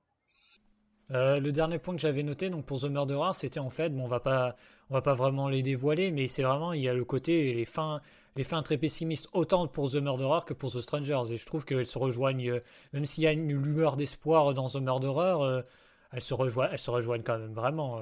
Bon, encore pire dans The Strangers, mais c'est vraiment des fins très pessimistes, très noires. Et encore, ouais, lueur d'espoir, t'es gentil, hein, ça dure 5 minutes. Mais Ouais, ouais, ouais. Non, mais c'est-à-dire que je vais pas dire ce que c'est, mais la lueur d'espoir, c'est la scène, enfin, c'est ce qui vient après la scène finale, moi, que j'appelle. Mais de toute façon, pendant tout le film, il y a une lueur d'espoir à chaque fois qui apparaît dans le personnage, mais ça se passe pas comme prévu, quoi. Ouais, ça se disperse pas mal, ouais. Ouais. Ça se disperse et honnêtement, j'ai revu le film hier, je l'avais déjà vu et j'ai redû à la fin chercher sur internet une explication parce que j'avais encore perdu des trucs où j'étais pas sûre des liens entre certains personnages. Donc c'est quand même pas super bon signe. Bon, après, c'est aussi un peu moi qui était fatigué, hein. Le film est pas illisible non plus, mais c'est vrai que t'es pas dans tes. Enfin, j'ai envie de dire dans tes pantoufles devant The Chaser. C'est quand même un film assez rude et violent, mais ce que je veux dire, c'est que le scénario, tu sais dans quel sens il va, quoi. Il se disperse pas. Là, eh. Et justement, cette énergie, moi, c'est ça que j'ai beaucoup aimé aussi dans le film, c'est que cette énergie qui est grandissante et jusqu'au bout, elle remplit justement le vide social du personnage et même dans le scénario et y compris elle se propage même dans toute la ville de Corée du Sud. C'est ça que j'ai beaucoup apprécié aussi. En fait, le spectateur finalement se retrouve dans la même position que le personnage principal. Hein. Vraiment plus à perdre pied. Et ce sera encore plus le cas dans The Strangers d'ailleurs. Est-ce que vous voulez rajouter quelque chose sur The Murderer? Je pense qu'on a bien fait le tour, mais si jamais il y a un point qu'on n'a pas abordé, je sais pas. Non, non, non, mais c'est vrai que c'est vraiment un très très bon film, mais enfin, je sais pas vous, mais je le trouve quand même un peu moins maîtrisé sur l'ensemble que The Chaser, qui était pourtant son premier long métrage, hein, faut le rappeler, déjà, c'était fort. Mais bon, ouais, je sais pas, il y a un truc qui fait que globalement, j'en ressors moins impressionné que The Chaser, même si c'est vraiment très bon quand même. En plus, il me semble me souvenir que bon, pendant une heure et demie, on est quand même tout le temps avec le personnage principal, et puis soudainement, quand le personnage du passeur là enfin débarque en Corée, on a de plus en plus de très longues scènes de son point de vue à lui. Bon, après les scènes sont très cool, mais c'est vrai que c'est un peu bizarre ce changement de point de vue tout à coup, où on se retrouve quasiment avec deux personnages principaux. Enfin, c'est un peu bizarre, quoi. Je, je suis d'accord. Moi, je l'attribue au fait que, quelque part, The Chaser, c'est la substantifique moelle du thriller coréen et il se concentre là-dessus. Et alors, le film est surprenant dans son déroulement, mais si tu veux, il essaie pas de faire des twists compliqués pour perdre le spectateur. The Murderer, il y a quand même un petit peu ce côté-là et qui est parfois, moi je trouve un peu artificiel, qui va parfois casser le rythme, euh, dans le fait de, ouais, les révélations qui sont finalement pas super intéressantes et qui nous distraient de l'énergie du film. Ouais, ouais, c'est un peu confus par moment. Ouais, ouais, en fait, The Murderer est un peu plus complexe, un peu plus ambitieux, donc c'est bien, mais il le maîtrise peut-être pas totalement, en tout cas peut-être pas aussi bien que dans The Chaser. Moi, je trouve malgré tout que ça reste un digne successeur au film The Chaser. C'est quand même un film qui est assez inventif et je pense qu'il faut pas le regarder en se disant on va regarder un simple divertissement popcorn. C'est pas du tout ça. Je pense il faut le regarder vraiment quand on est bien concentré et puis quitte à regarder une comédie après parce que c'est vrai que c'est pas forcément c'est un univers quand même assez sombre. Par contre, moi, je conseille vraiment aux gens qui nous écoutent de voir ce film alors parce que moi c'est la scène du bateau, donc j'en dirais pas forcément, j'en dirais pas plus. Mais la scène du bateau, moi c'est en plan avec un très très beau plan. C'est vraiment la scène moi qui m'a vraiment scotché en fait et je me dis mais c'est pas possible, je vais de surprise en surprise avec ce film et cette scène du bateau filmée d'une manière particulière. Enfin, faut voir le film vraiment pour cette scène et pour cette course aussi frénétique qui est très intéressante et voilà. Ouais, je vous rejoins sur le fait que je trouve le film aussi, on va dire, divertissant et aussi on prend un plaisir aussi à le regarder. Mais c'est vrai qu'il y a un côté peut-être moins maîtrisé, peut-être parce que justement il a rajouté plus de choses. Et pour en venir donc après à The Strangers, dans The Strangers justement, je trouve que, bon, on va le dire, mais le film est mais autant maîtrisé que Chaser, voire plus. Et pourtant, il a ajouté énormément de choses et énormément énormément de genres qui cohabitent entre eux. Et pourtant, il arrive, que ce soit formellement, scénaristiquement, de plein de manières, à ce que le film soit vraiment fort. Pour moi, c'est un film puzzle, c'est-à-dire qu'il faut reconstruire petit à petit les pièces du puzzle et des fois, c'est vrai que c'est compliqué parce qu'il faut revoir quand même à plusieurs reprises le film pour essayer d'avoir le puzzle complet. Mais il y a effectivement une maîtrise dans ce film, malgré une complexité, donc complexité au niveau du scénario, au niveau de la mise en scène, au niveau des genres. Enfin, bon, moi, je dis que The Stranger, c'est le plus grand film des 10 dernières années. Hein, voilà, c'est mon, c'est mon dada. Mais là, je trouve que il a réussi, je pense, à faire et à aller au-delà, hein, mais de ce à quoi il avait un petit peu échoué dans The Murderer, c'est-à-dire euh, d'avoir cette dimension où tu sais jamais en fait dans quelle direction enfin vers quelle direction on t'amène, tu sais jamais vraiment ce qui est en train de se passer. Il a réussi à prendre ce sentiment du doute, mais sans que ce soit, si tu veux, enfin il y a une confusion au sens moral, il y a une confusion au sens où tu sais pas ce qu'est la vérité, mais il n'y a pas une confusion au sens où tu sais pas ce qui se passe. Et c'est ça pour moi la différence dans The Strangers. Tu sais ce qui se passe, mais tu sais pas comment l'interpréter. C'est ça. En fait, t'es comme le personnage principal, tu navigues à vue, mais tu sais pas qui croire. Voilà, tu ne sais constamment pas quelle est la vérité. Peut-être qu'on devrait pitcher rapidement The Strangers. Rapidement, The Strangers, donc ça va raconter l'histoire. Ça se passe donc dans une petite ville de Corée du Sud. Le personnage principal, bon, on va pas parler de tous les personnages, mais le personnage principal surtout, donc c'est un flic. Bon, cette fois-ci, on a encore là des policiers, mais cette fois-ci, c'est un personnage principal. Et du coup, ça parle dans ce village, il y a des villageois qui sont confrontés à une espèce de maladie. On ne sait pas d'où vient cette maladie et peu à peu, ils sont pris de démence et donc au fil de l'enquête, le policier va perdre de plus en plus pied, comme le spectateur. Il va se mettre à soupçonner, enfin aussi également le spectateur, j'ai envie de dire, mais plusieurs villageois et surtout policiers vont se mettre à soupçonner un japonais, un ermite japonais qui vit isolé dans la forêt. Et à partir de là, le film se déroule, on va dire. Mais, on ne va pas en dévoiler trop après. Ben, c'est-à-dire qu'en fait, ouais, ils sont face à une affaire de meurtre qui sont commis par des gens atteints de démence, enfin, en tout cas de folie complète, quoi. Ils ont même pas l'air humains en fait au moment où on les voit. Et du coup, bah là, ouais, ce flic qui est très terre à terre va peu à peu se rendre compte que bah, il s'aventure peut-être sur un terrain plus surnaturel qu'il ne l'aurait pensé.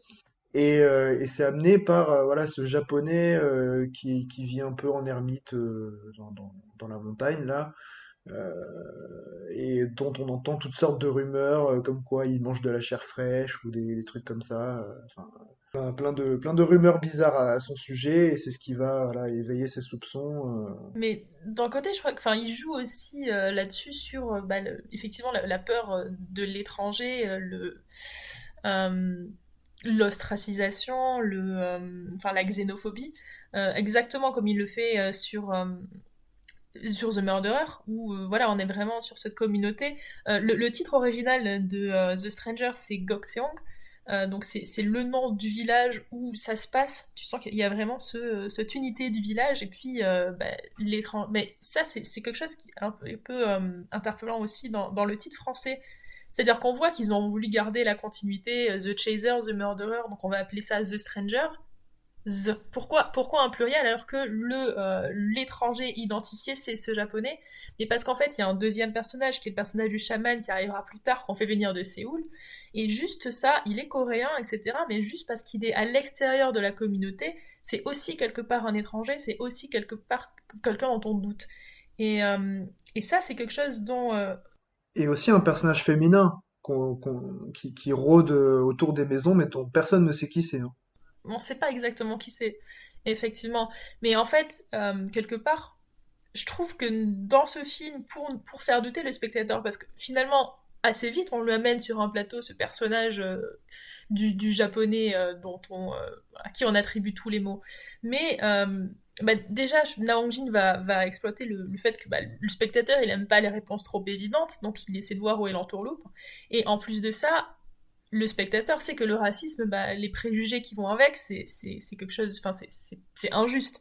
Donc là aussi, le spectateur va avoir envie de remettre en question cette xénophobie, ce rejet de ce japonais qui, pour autant qu'on sache, en fait, est juste diabolisé sans que sans que quelque chose justifie vraiment l'attitude des villageois à son égard. Donc il va jouer là-dessus pour maintenir l'ambiguïté pendant la plus grande partie du film. Et d'ailleurs, je rebondis sur les titres. Il y a aussi le titre anglais ou américain là, qui est différent. C'est pas The Stranger, c'est The Wailing. Et ça se traduit par des pleurs ou des lamentations. Et je trouve que c'est assez parlant aussi vis-à-vis du film. Et donc, au niveau des titres, en fait, il faut savoir que les titres qui sont importés dans les pays, on va dire, à l'international, autres que dans les pays asiatiques, on les met toujours en anglais parce que ça passera toujours plus facilement de mettre des titres en anglais pour des films sud-coréens. Alors c'est peut-être stupide, mais apparemment c'est ce qui se passe mieux et les gens vont peut-être être plus accrochés par un titre anglais ou américain qu'un titre en coréen qui est difficile à prononcer. Les gens en plus ne connaissent pas forcément en plus la culture, le village, le côté atypique par exemple d'un village coréen. Voilà, parce qu'il y a beaucoup de chamans dans cette petite commune. Donc c'est vrai que je trouve ça dommage qu'on dénature un peu un film pour justement essayer, voilà, qu'il soit un peu tape à l'œil et que ça retienne l'attention des gens. Donc je trouve ça assez triste. Après, concernant le japonais, il faut dire que le Japon, c'est un peu une histoire je t'aime moi non plus, parce il faut juste savoir que le Japon a organisé un vaste programme de colonisation quand même en Corée du Sud et ça a duré assez longtemps. Ça a duré assez longtemps, donc et c'était, on voulait absolument faire de la deleting culture, parce qu'en ce moment c'est le mot qui revient beaucoup, la culture de l'effacement au travers des Coréens. Donc je peux vous dire que les Japonais ne sont pas forcément les bienvenus en Corée du Sud. Ouais, ouais, ouais. J'allais dire, c'est un peu. Ouais, on peut le voir en The Age of Shadows là, de Kim Ji-woon. Ouais, Kim Ji-woon, tout à fait. C'est un peu, j'ai envie de dire, chaque année au Festival des films coréens, on a toujours le film sur l'occupation japonaise en Corée, parce que ça, effectivement, ça a été hyper marquant. J'allais dire, c'est un petit peu dans le cinéma comme les nazis, voilà, en France. C'est genre, on n'a pas besoin de nommer que c'est l'ennemi, le Japon, dans les films historiques. C'est juste ça. Bon, j'ai plus l'expression. Bah, ça parle de soi. Ça va de soi, pardon. Mais là, c'est vrai que, comme tu le soulignais, Lily, il y a eu encore plus que nous pendant l'occupation enfin, de la France par l'Allemagne. Il y a eu effectivement cette volonté de l'effacement, d'interdire aux Coréens de parler coréen, de brûler, faire des autodafés, brûler les livres coréens. Donc c'est vraiment la notion aussi de suppression de la culture qui va là effectivement au-delà. Et elle va durer jusqu'en 1945, cette occupation. Donc forcément, ça va aussi laisser des traces sur la population coréenne. Après, il y a eu beaucoup aussi de couples mixtes japonais, sud-coréens, bon, comme ce fut mon cas pour moi. Mais les couples comme ça mixtes étaient très très mal vus. Euh, alors j'avais noté un point, c'était donc ça s'éloigne un peu, ça s'éloigne un peu de ce qu'on vient de dire, mais c'est quand même, ça rejoint un peu ça. C'est que enfin c'est pas une question, mais ce que j'ai noté, c'est qu'en fait les cinéastes sud-coréens aiment bien utiliser finalement le cinéma de genre pour parler de certains traumatismes. Donc, c'est le cas de Kim Ji-woon avec The Sœurs, par exemple, c'est le cas de Bong Joon-ho avec The Host, et c'est le cas de Sir Strike for Chan-wook. Et là, je trouve que Naum Jin avec The Strangers, il va encore plus loin que ces films. Je sais pas ce que vous en pensez, il va encore plus loin en utilisant le genre, mais vraiment de façon hallucinante, j'ai envie de dire. C'est dû vraiment à l'histoire, alors sans forcément rentrer dans tous les détails, parce que ce serait beaucoup trop long à expliquer. Après cette occupation japonaise, il y a eu beaucoup de dictatures. Et le temps que toutes les dictatures et que voilà un gouvernement, on va dire démocratique, se mette en place, ça a été très très long. Et c'est pour ça que les Coréens, la population coréenne, garde encore les stigmates de tout ce qui s'est passé pendant des années et des décennies.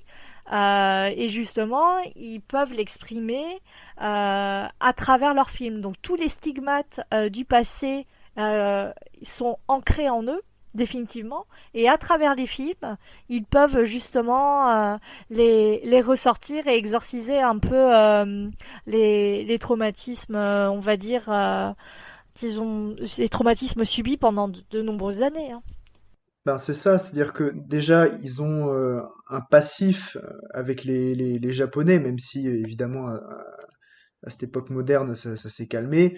Il y a quand même un truc qui fait que dans l'esprit des gens, je pense, c'est plus facile tout de suite d'accuser l'étranger qui en l'occurrence en plus est un japonais et qui vit tout seul, reclus, personne sait ce qu'il fait, ils entendent que des rumeurs sur lui, donc forcément ils accusent en fait l'étranger au lieu de chercher au sein même de leur village. Et puis bah, les rumeurs ils vont de bon ton quoi, ils le traitent de fantôme, d'esprit démoniaque, etc. quoi. Et puis, enfin, on dit que ça s'est calmé, mais alors moi je connais du coup plus le côté japonais puisque j'ai vécu au Japon, mais encore aujourd'hui il y a un racisme qui est énorme vis-à-vis des Coréens au Japon. Il y a carrément, jusqu'à très récemment, il n'y avait pas de délit d'incitation à la haine au Japon, et donc il y avait carrément des manifestations de gens qui descendaient dans la rue pour appeler au meurtre en fait alors sans doute pas sérieusement dans leur pensée, mais voilà juste pour appeler au meurtre des immigrés coréens et chinois au Japon. Donc c'est toujours quand même une situation qui est compliquée, et du coup bon là j'en ai pas l'expérience, mais j'imagine en Corée c'est également il y a encore des enjeux politiques très très forts vis-à-vis de cette relation d'amour-haine, enfin, et peut-être plutôt de haine entre la Corée et le Japon. Il y a aussi la scission de la Corée aussi. Ils ont connu la scission Nord-Sud, donc c'est sûr que vous rajoutez des guerres, des occupations, des envahisseurs, un pays. C'est comme si, admettons, la France, elle avait été coupée en deux du jour au lendemain.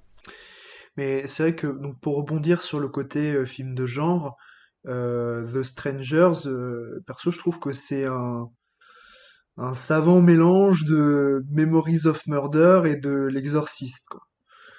C'est-à-dire qu'on retrouve quand même, voilà, cette enquête policière sur des meurtres avec des flics qui sont assez empotés, donc qui créent encore des situations assez décalées, quoi.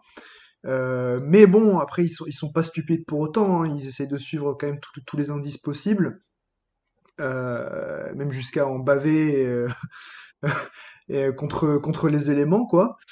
Euh, mais ouais, la force de ce film, c'est sa capacité à naviguer entre les genres pour brouiller les pistes, en fait. C'est ça, il flirte constamment avec le surnaturel sans jamais y plonger totalement parce que du coup, tu sais pas si c'est vrai ou faux ce côté surnaturel jusqu'à un certain point. Et bah, les perceptions et croyances des personnages sont constamment ébranlées et remises en question et pour placer l'homme face à sa peur de l'inconnu, quoi. Et même pour définir le film The Strangers, en fait, c'est difficile de le définir parce que moi j'avais mis, et je m'étais aperçu, en fait, je me dis, il y a plein de genres qui sont mélangés. Pour moi, c'est un polar qui est assez rugueux, burlesque. En même temps, je trouve que c'est un drame familial teinté d'exorcisme et de zombies. Donc je me dis, ah ouais, quand même, ça fait beaucoup de choses différentes liées les unes aux autres et en même temps, ça reste cohérent. Même si c'est pas forcément, moi, le film que j'ai préféré du réalisateur. Après, je reconnais qu'il y a une mise en scène qui est assez concise, et avec un timing qui est beaucoup plus intense que sur le précédent film, The Murderer. Je trouve par exemple la mise en scène de cette longue séquence d'exorcisme là par le chaman, elle est assez impressionnante, quoi. Tu ressens cette frénésie, cette fièvre, enfin, c'est hyper prenant. Une tension avec un montage alterné entre deux rituels, enfin c'est vraiment extrêmement dense quoi, c'est extrêmement dense. Et pour moi, donc la scène aussi qui moi démontre sa maîtrise en tant que metteur en scène, c'est bah, très peu de temps après en fait la scène où la police prend en chasse le japonais. Et là, je trouve que c'est vraiment, il démontre à quel point il maîtrise, il est capable de jouer des codes, parce que à ce moment-là, bon, le japonais est quand même là clairement identifié comme la sorcière qu'il faut chasser du village. Euh, et en fait, par la mise en scène de cette course-poursuite, donc par l'utilisation de la musique, par le choix des cadres, par la direction d'acteurs aussi, avec donc Kunimura Jun qui joue le japonais, qui est un très bon acteur et qui est là dirigé d'une manière, a généré énormément d'empathie, tout d'un coup, juste par la mise en scène. Il n'y a eu aucune nouvelle information, mais juste par la façon dont il est filmé, tout d'un coup, tu remets en question en fait toutes les hypothèses que tu as accumulées jusque-là, parce que tu te dis, bah non, là clairement, c'est un pauvre type qui est pourchassé et qui comprend pas ce qui est en train de lui arriver. c'est juste par ce léger glissement de point de vue qui est mis en place. Et d'ailleurs, dans cette, ouais, et dans cette course-poursuite qui se dirige bah, dans la forêt et dans la montagne, il y a quelques changements de focale que je trouve assez intéressants pour créer du vertige via le décor, mais aussi pour traduire bah, le sentiment de perdition totale dans lequel est le personnage, parce que vraiment, il poursuit le japonais, mais au final, il sait même pas si c'est vraiment la solution pour tout régler. Enfin, il est complètement perdu, quoi. Et je trouve vraiment ces petits points de bascule à travers la focale assez intéressants. Et pareil, à ce moment-là, le personnage de la femme en blanc, qui jusqu'à présent on sait pas trop qui elle est, juste par la manière dont elle est placée dans un plan pour lui donner une aura menaçante, euh, là aussi c'est vraiment rien du tout quand il pense sur le... C'est jamais dit, c'est jamais montré de manière explicite, mais parce qu'il repose sur des codes qu'on a beaucoup intégrés, parce qu'on en a beaucoup vu des thrillers maintenant, il sait que le genre commence un petit peu à être rodé, il sait que que le spectateur est rodé à ces codes, il va s'appuyer là-dessus, il va construire là-dessus pour faire croire ce qu'il veut faire croire en fait, sans rien dire, tu vois, juste, juste en donnant à interpréter au spectateur à partir d'une grille de code, mais tacite. Ouais, c'est complètement ça. C'est complètement ça. C'est vrai que cette femme en blanc dont personne ne sait qui elle est, est-ce que c'est une humaine, est-ce que c'est un esprit, on ne sait pas. En fait, il y a des moments où dans ce qu'elle raconte au personnage, on aimerait vraiment la croire, on a l'impression qu'elle lui dit la vérité, et en même temps, la manière dont elle est filmée, dont elle est placée au sein du cadre, par ces codes voilà, de l'horreur, etc., ou du fantastique, il y a ce doute qui s'installe en mode, non, il y a un truc qui va pas, mais est-ce qu'il faut la croire ou pas? Et le personnage, il est dans la même position, en fait. Elle me raconte des trucs qui me paraissent sensés, mais en même temps, est-ce que je peux vraiment la croire, quoi? C'est ça tout le génie du film, je trouve. Pas mal le coup de la brume, là. Ça me fait penser à un plan de The Assassin de Ossia Ossia. Et moi, ce que j'ai aimé vraiment dans ce film, c'est le perfectionnisme jusqu'au boutiste du réalisateur quand même, parce qu'il faut savoir qu'il avait fait des repérages en amont, qu'il emmène sa caméra, et comme ça, il peut régler ses propres couleurs pour donner un ton au film. Et justement, j'avais relevé dans une de ses interviews qu'il avait faites, la pluie est présente en conditions réelles et la montagne, avec la brume, en fait, il savait à une heure en particulier, il y avait cette brume qui allait joncher cette montagne. Donc, faut pas se tromper au niveau des prises des scènes. Ils avaient un certain temps et je me dis que c'est très... puis ça doit être assez difficile de se dire on n'a que quelques prises, donc ça doit mettre en plus la pression double aux acteurs.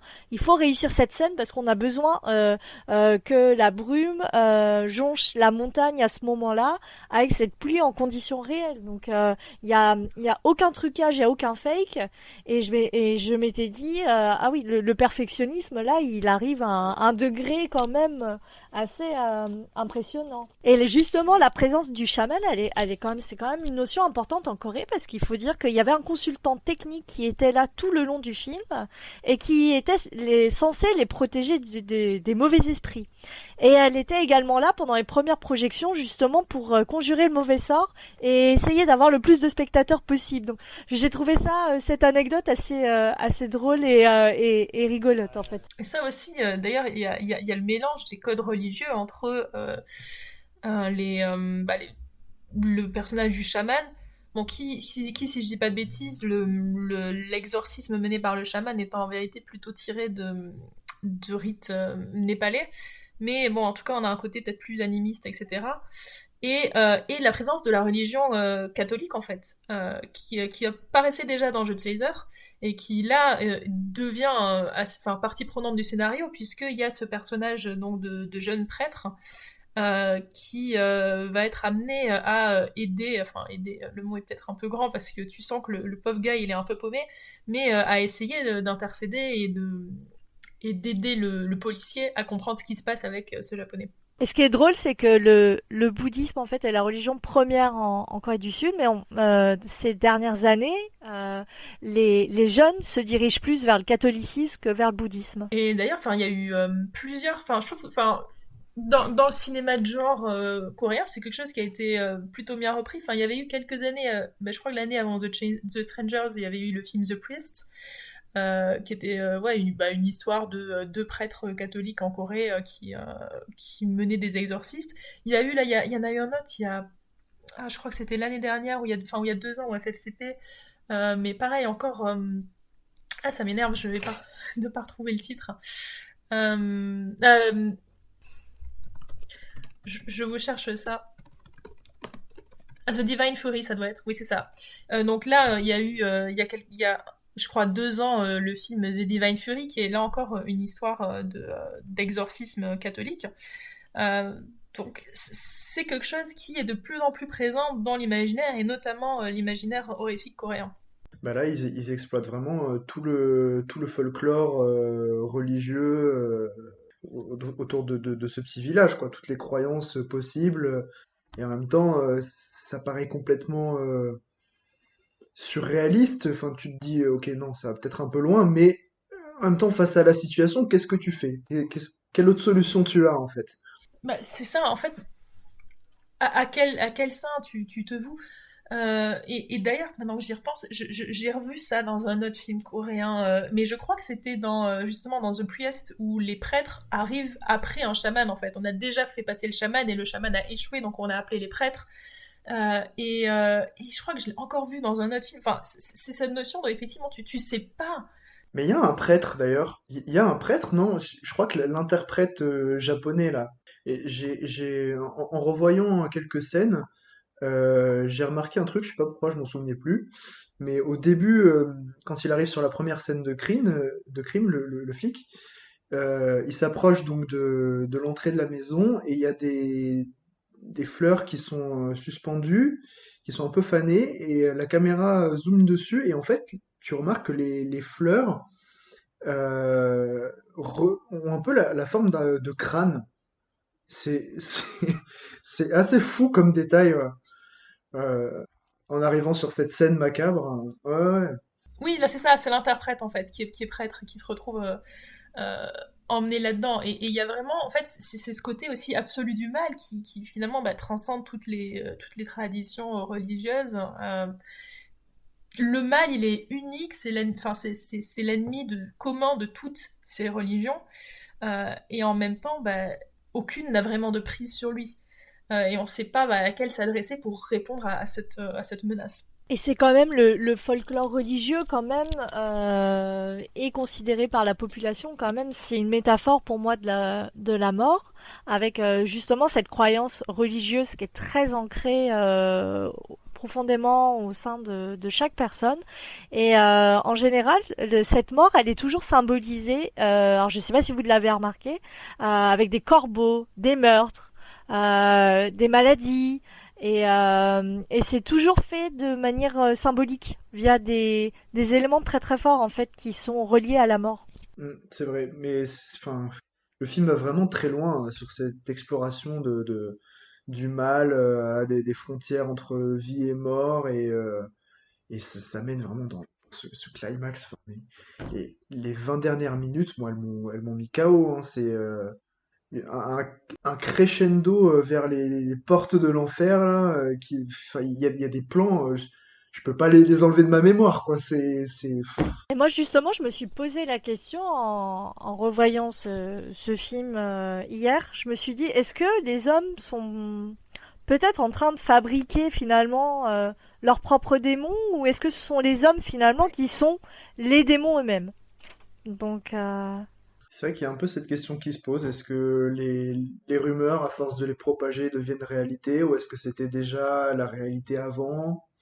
On ne sait pas trop. Pour moi, enfin, moi, les premières fois que j'ai vu ce film, parce que je l'avais vu la première fois 2 fois de manière très rapprochée, mais j'avais carrément une interprétation qui était que, quelque part, c'est presque les hommes qui, par leur pessimisme, par leur nihilisme, par leur incapacité finalement à faire confiance. Au final, il y a 3 personnages, il y avoir le chaman, la femme en blanc et le japonais, qui vont tous être plus ou moins suspects à un moment, et par leur incapacité à faire confiance à aucun des 3, finalement, quelque part, j'ai l'impression que c'est eux qui décident de l'issue funeste du film. Et bon, c'est un petit peu dans la toute dernière scène entre le japonais et le prêtre, le fait qu'il y ait, il y ait vraiment des symboles de la religion catholique qui sont reflétés dans cette scène, qui sont reflétés dans le japonais, comme si c'était la croyance en fait du prêtre qui donnait vie au mal. Oui, oui, c'est dans ce dialogue final d'ailleurs, ça prend corps en fait directement avec ce que dit le prêtre et tu te demandes du coup si c'est pas lui qui le provoque un peu. Mais c'est vraiment assez perturbant en fait d'avoir ces trois figures voilà du japonais, de la femme en blanc et du chaman que tu ne sais pas qui croire et le personnage principal il est dans cette situation, c'est-à-dire que toi spectateur tu sais que le personnage principal il est dupé par quelqu'un mais tu ne sais pas par qui, et ce jusqu'aux derniers instants du film, où tu doutes encore, et c'est vraiment hyper maîtrisé, je trouve. Et moi, ce fantôme, justement, vêtu de blanc, je me suis demandé si c'était pas forcément une victime,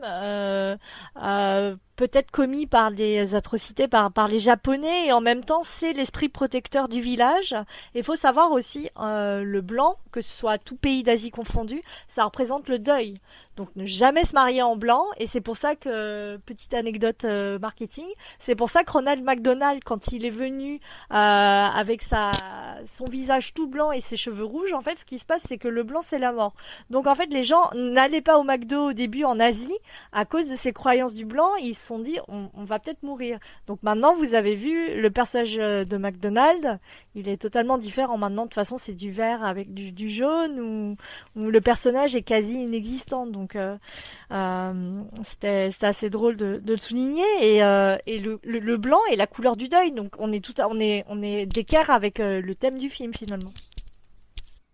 Et pour rester peut-être aussi sur la notion de la création du mal, moi c'est vrai que ce qui me marque beaucoup dans The Stranger, il y a une question qui traverse le film qui est qu'est-ce que j'ai fait pour mériter ça? Et le personnage principal le répète, le demande plusieurs fois, et à un moment donné, je pense que c'est la femme en blanc qui lui répond, enfin je sais plus qui lui répond ça, mais quelqu'un lui répond, bah t'as offensé le japonais. Donc t'as offensé cet esprit et voilà, tu as provoqué sa colère. Mais si tu regardes le déroulement du film, Parce que tu as péché, elle lui dit. Elle lui dit parce que tu as péché. oui, elle lui dit parce que t'as péché. Mais quelqu'un, je crois, à un moment donné, lui dit que c'est parce que. Je crois que ça doit être le chaman qui lui dit c'est parce que t'as offensé le japonais. Et que du coup, t'as provoqué son courroux. Mais en fait, dans le déroulement du film, c'est pas comme ça que ça s'est passé. C'est qu'il a commencé à y avoir des crimes, il a enquêté sur ces crimes, et dans son enquête, effectivement, il s'est retrouvé face à face avec le japonais. Pour des crimes que, a priori, il aurait vraiment commis. Donc, au final, c'est un peu la foule à poule. C'est le japonais qui a commencé à éveiller ses soupçons et a du coup, effectivement, provoquer une enquête sur lui-même.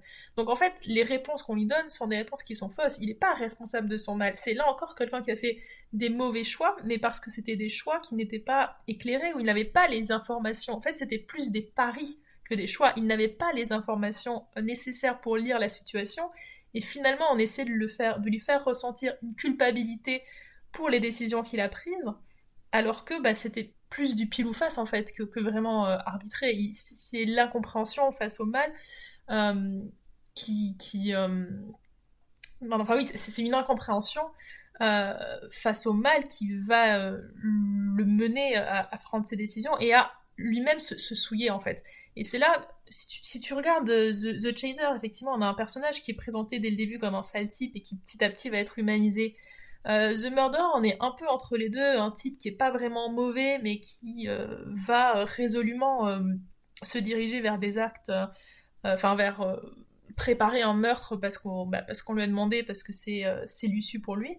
Et The Stranger, c'est quand même un type qui est un flic, un père de famille, qui est donc du coup théoriquement complètement bon, et qui, dans sa quête pour protéger sa communauté et pour protéger sa famille, va commettre des actes de violence, va voilà, s'en prendre aux Japonais, va menacer des gens, etc.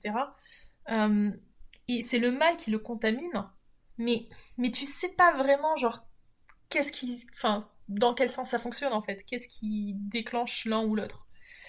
Et finalement, ça rejoint ce que tu disais, Lily. Est-ce que, est-ce que les hommes fabriquent leurs démons ou est-ce qu'ils le sont eux-mêmes? Enfin, c'est.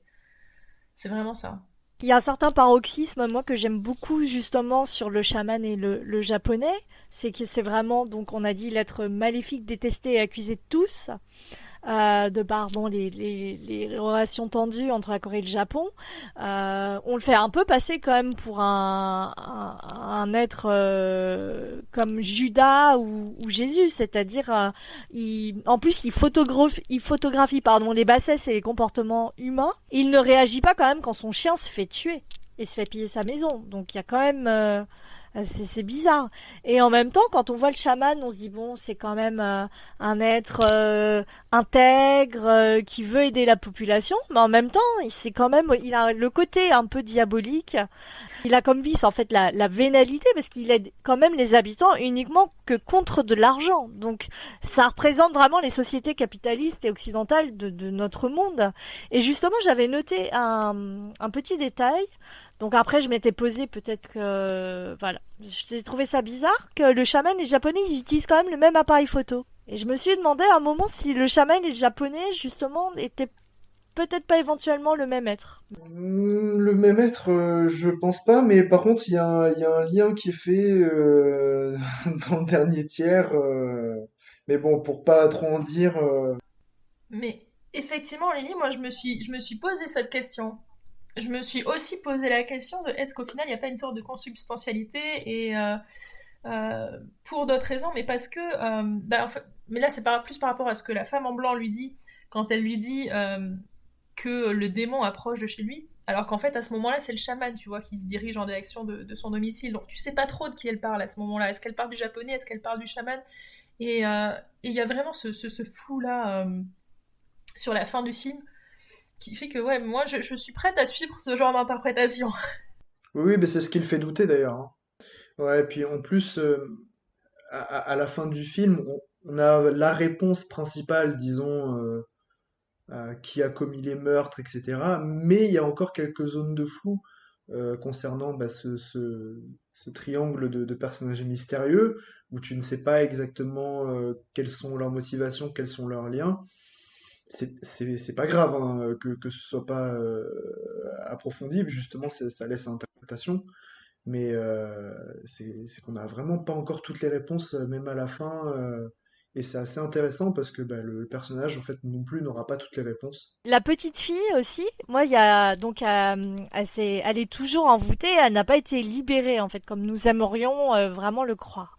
Et elle n'est pas guérie totalement. Et ce qui m'a aussi intriguée, et c'est peut-être pour ça aussi que j'ai eu du mal à comprendre, à apprécier le film, j'ai beaucoup de points d'interrogation. C'est à un moment sa barrette, elle est au pied du fantôme blanc. Je sais pas si vous avez vu ce et je trouve que Ce qui fait douter d'ailleurs. et c'est ce qui fait douter énormément. Et c'est ça que j'aime bien, c'est pas avoir la réponse, mais en même temps, moi, ça me perturbe un peu.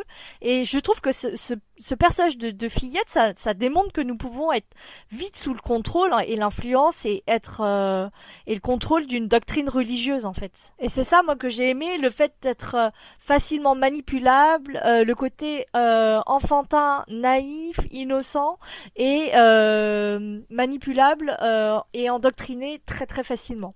Ce que j'ai beaucoup aimé aussi, alors ça c'est plus par rapport à une connotation religieuse, c'est alors le bouddhisme en fait il a ses propres codes et en fait les nuages ne disparaissent jamais en fait selon la tradition, la religion bouddhiste. En fait ils se transforment en pluie.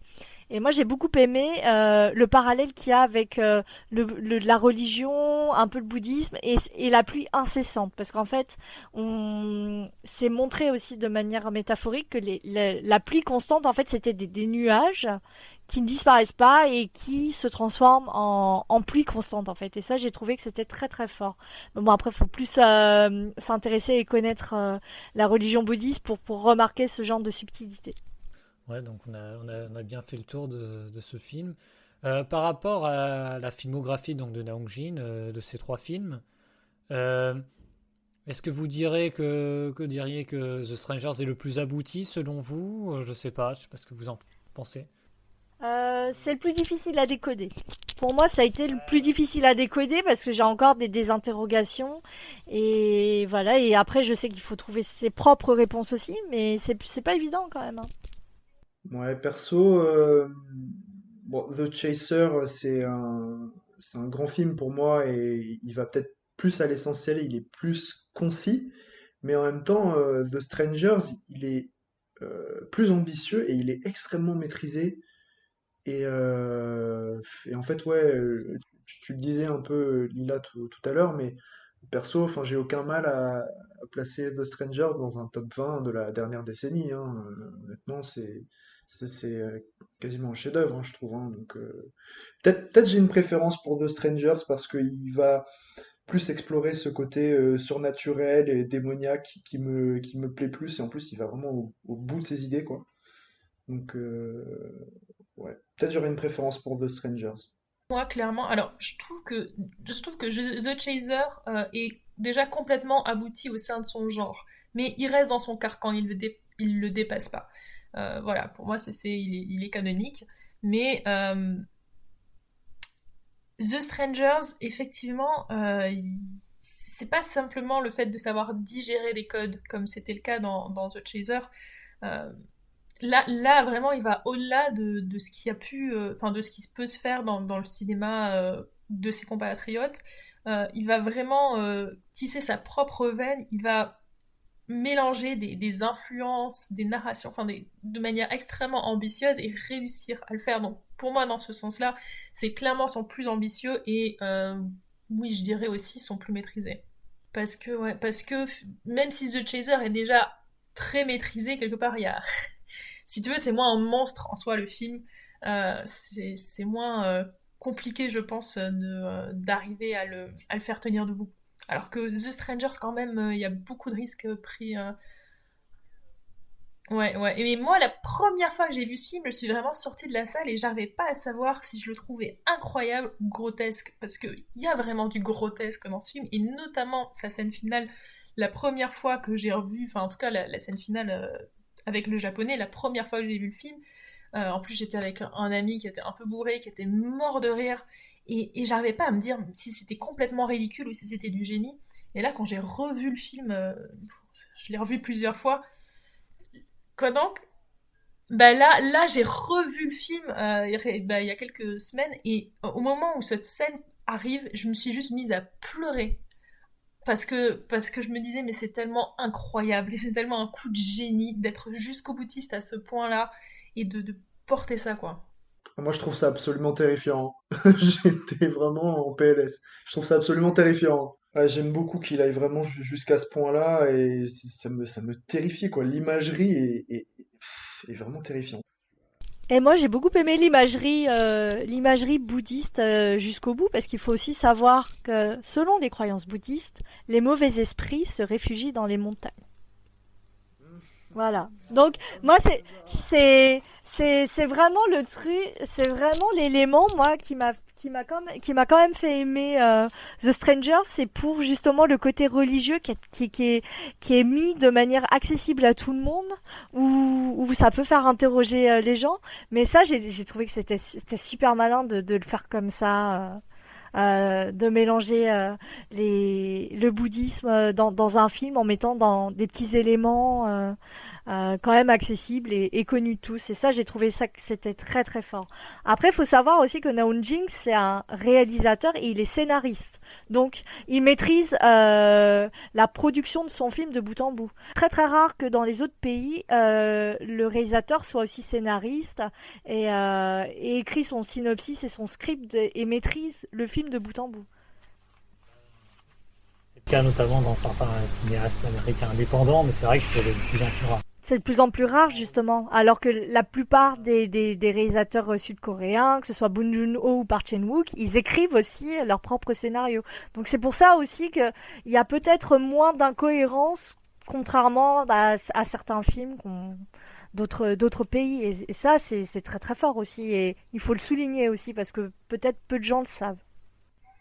C'est ça, il y a une cohésion, tu sens que oui, l'écriture et la mise en scène vont de pair. Il y a aussi une forte implication dans l'image, parce que bon, même s'il a un directeur photo, comme tu disais, il a fait des repérages, enfin, il a beaucoup beaucoup discuté du cadrage de ce genre de choses, et même des couleurs, donc comme tu disais. Enfin, tu sens vraiment qu'il y a une unité dans tout ça, même dans le montage, enfin, tout se tient, tout est 100% cohérent. Ouais. Ah, mais le montage est vraiment incroyable. Faut dire, la séquence de l'exorcisme, même le final, ce montage alterné entre ce qui se passe au village et puis dans la montagne, c'est absolument saisissant, quoi. Franchement, c'est vraiment très, très, très fort. Le film, il a requis quand même 2 ans d'écriture, hein. Donc voilà, c'est pas un petit truc fait à la Gaspard Noé sur une feuille ou même une demi-feuille et hop on tourne. Non, il y a vraiment du travail en amont. Après, moi j'aime beaucoup Gaspard Noé, mais c'est pour juste montrer les différences de préparation d'un réalisateur à un autre en fait. Tu sens que le script, il a été étudié, qu'il y a vraiment aucune faille. Enfin, tout est extrêmement maîtrisé, quoi. Et travailler effectivement de pair avec la mise en scène, parce que il y a, il y a effectivement des revirements dans l'intrigue qui passent uniquement par la mise en scène euh, et l'évolution de sa perception. Et tu sens que ça a été prévu dans le scénario en fait. Vraiment que le fait que à ce moment-là du scénario, même si t'as pas un dialogue, t'as pas quelque chose comme ça, tu sais que c'est un point de basculement par la façon dont tu vas le montrer. Tu le prévois déjà comme ça. Oui, pour en revenir donc au film, The Stranger, ouais, mais c'est pareil, ouais, c'est vraiment The Stranger ce que je préfère des trois. Je pense que c'est le plus maîtrisé. Pour ma part, je trouve que c'est celui qui est le plus fascinant. Bon, après, c'est vrai que Side, c'est le seul des trois que j'ai vu au cinéma, donc c'est vrai que ça aide. Je l'ai revu une deuxième fois après, mais c'est vrai que c'est un film que je trouve, et à la fin, c'est un film qui est jusqu'au boutiste, et oui, qui a pas peur du grotesque. Et la scène dont vous avez parlé dans la grotte, bon, on ne dira pas plus, mais non, quand elle survient, franchement, je trouve pas qu'elle soit ridicule du tout. C'est vraiment une scène terrifiante et horrible. C'est un peu en fait, c'est un peu l'aboutissement de quelque chose qui traverse le film, qui est la transfiguration par le mal. Alors, transfiguration morale chez le héros, qui de bon type, bon, pas forcément hyper malin, mais bon, voilà, de brave type va être amené à remettre en cause sa moralité. On le retrouve chez les victimes aussi de la malédiction je crois que c'est toi, Vincent, qui me faisait remarquer, quand elles deviennent folles et assassinent leurs proches, enfin, quand on les retrouve, elles ont plus figure humaine. Et là, c'est une scène finale qui va donner de manière aussi très concrète cette illustration de la transfiguration par le mal, en fait. D'ailleurs, le fait le fait de choisir cet enfant comme réceptacle du mal, bon, c'est quelque chose qui a déjà été fait, hein, notamment dans le film de Friedkin, mais ou dans Halloween de John Carpenter. C'est quelque chose qui est très parlant parce que du coup tu te rends compte que le mal il est insidieux, il peut vraiment se déplacer partout et être même voilà dans ton foyer chez un être totalement innocent. Donc c'est vraiment ce film met en scène voilà l'impuissance d'un personnage qui ne peut rien faire contre le mal, contre son destin et c'est absolument fascinant, je trouve. Ouais. Et puis par rapport au film de Friedkin, il n'y a pas vraiment de solution. Enfin, on va pas dévoiler la fin, mais l'enfant atteint par le mal, on peut pas vraiment dire qu'on trouve une solution pour le libérer de ce mal-là, quoi. Non, non, surtout par l'exorcisme, où du coup, par les codes du genre, tu te dis, bon, c'est bon, ils vont l'exorciser, c'est terminé. Et oui, mais non. Donc, ouais, non, c'est vraiment un très grand film, je trouve. Je pense qu'on peut arriver à la conclusion. Conclure sur Naoujin. Bon, il a fait seulement 3 longs métrages. Je pense qu'on attend tous son prochain, qui j'espère arrivera plutôt rapidement. Enfin, j'en sais rien. Mais je préfère qu'il prenne son temps, tu vois. S'il doit passer 2 heures, 2 ans d'écriture comme sur pour faire The Stranger, c'est- pas de souci. Exactement. Moi aussi, je préfère. Sachant qu'il y a eu oui, voilà, c'est ça, parce je regardais, alors 2006, il fait son premier court-métrage, A Perfect Red Snapper Dish. 2007, il fait Sweet. Et je vous conseille aussi de regarder ses courts-métrages. On voit déjà les prémices, un peu des... Ils sont trouvables sur YouTube. Voilà. Donc 2006-2007, deux courts-métrages. The Chaser, il le fait un an plus tard, en 2008. En 2010, The Murderer et The Stranger, il le fait en 2016. Donc il court pas après les films pour aussi se faire de l'argent. Il le fait vraiment pour l'amour du cinéma. Donc j'espère que il continuera dans cette lignée. Puis surtout, enfin, c'est un cinéaste, bon, déjà qui impressionne dès son premier long métrage. Franchement, à chaque fois, ça me, ça me rend fou de me dire que The Chaser est seulement son premier film, quoi. Mais euh, le gars, il a que 3 films à son actif, comparé à d'autres réalisateurs de la nouvelle vague, qui sont presque à 10 films chacun, quoi. Euh, et pourtant, je trouve que c'est limite un des plus intéressants. Enfin, personnellement, juste après Bong Joon-ho, c'est mon préféré, Naong Jin. Ah, moi j'aime beaucoup la filmographie de Kim Ji-woon aussi. Je trouve ça très très intéressant. Après par Chan-wook et Bong Joon-ho, alors peut-être après c'est un ressenti personnel, mais ils veulent plus essayer d'intéresser, alors peut-être à tort, mais le grand public. Plus l'international, il y a plus cette optique-là que Kim Ji-woon ou comment dire Naonjin. Et puis il est pas positionné sur la lutte des classes, contrairement à Park Chan-wook ou Bong Joon-ho en fait. Peut-être, mais je sais pas, c'est ce qu'il y a dans les films de Dong Jin qui me transcende particulièrement. Je saurais pas trop comment l'expliquer. Il a aussi l'avantage quelque part d'avoir une petite filmographie qui fait que bah, même si bon, il a fait deux, enfin moi ce que je considère comme deux très grands films dedans, donc forcément ça fait un ratio assez incroyable. Il n'a pas trop eu l'occasion de se planter en fait, donc et de diluer un petit peu son brio. Donc on verra, on verra. Moi si je regarde moi j'ai un peu, alors moi j'ai un peu mon autre réalisateur coréen fétiche, c'est Park Chan-wook. Et j'ai un peu l'impression de l'avoir, je dirais pas complètement perdu, mais j'ai moins d'intérêt pour ses derniers films. Alors que si je regarde ses premiers films, enfin, dans ses premiers films, il y a Joint Security Area, Sympathy for Mr. Vengeance et Old Boy, qui pour moi sont 3 chefs-d'œuvre. Et moi, je trouve les trois vraiment font partie de mon panthéon cinématographique. Effectivement, après, je trouve que fait des choses peut-être un peu moins percutantes. Donc, j'espère que Naong Jin saura garder ça, peut-être justement parce que il fait moins de films, parce qu'il prend le temps entre ses productions. Mais bon, il faut voir effectivement ce que ça donnera sur la longueur, quoi. Mais en tout cas, un potentiel énorme. Ouais, on verra avec le temps. Mais en tout cas, pour l'instant, ceux qui m'intéressent le plus. Parce que quand on voit la filmographie de Park Chan-wook, il enchaîne quand même les films. 2000, Joint Security Area, 2002, Sympathy for Mr. Vengeance, 2003, Old Boy, 2005, Lady Vengeance, 2006, Je suis un cyborg, 2009, Thirst, Ceci est mon sang, 2013, Stalker, 2016, Mademoiselle. Il peut écrire jusqu'à 2 scripts. Il avait dit Park Chan-wook qu'il pouvait écrire jusqu'à 2 scripts en même temps. Donc c'est fort quoi. Ouais. Bon, après, c'est propre. Pour moi, Park Chan-wook, il n'y a pas de mauvais film vraiment pour l'instant dans sa carrière. Mais voilà, pour moi, ses vrais coups de poing, c'était début de carrière. Et là, pareil, dans Jin, j'espère que. Mais après, c'est aussi, je pense, dû à une construction des attentes que nous, on a en tant que spectateurs. Donc ça, il y a un effet pervers qui est que Naong Jin, maintenant, je le surveille de très très près et ça va être difficile de pas me décevoir. Et puis, il y a sa série aussi. Ouais, mais il est quand même productif, ouais, c'est vrai. Mais c'est pareil, Naong Jin, c'est un des cinéastes sud-coréens qui m'intéresse le plus. Après, j'ai pas tout vu de Park Chan-wook et de Bong Joon-ho, enfin quasiment Bong Joon-ho.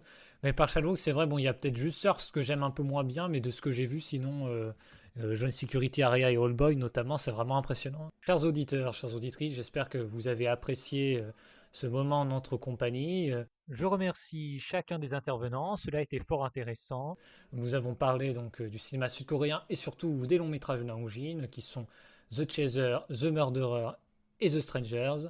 Nous allons nous quitter sur un extrait de la bande originale de The Strangers, composée par Dal Palan.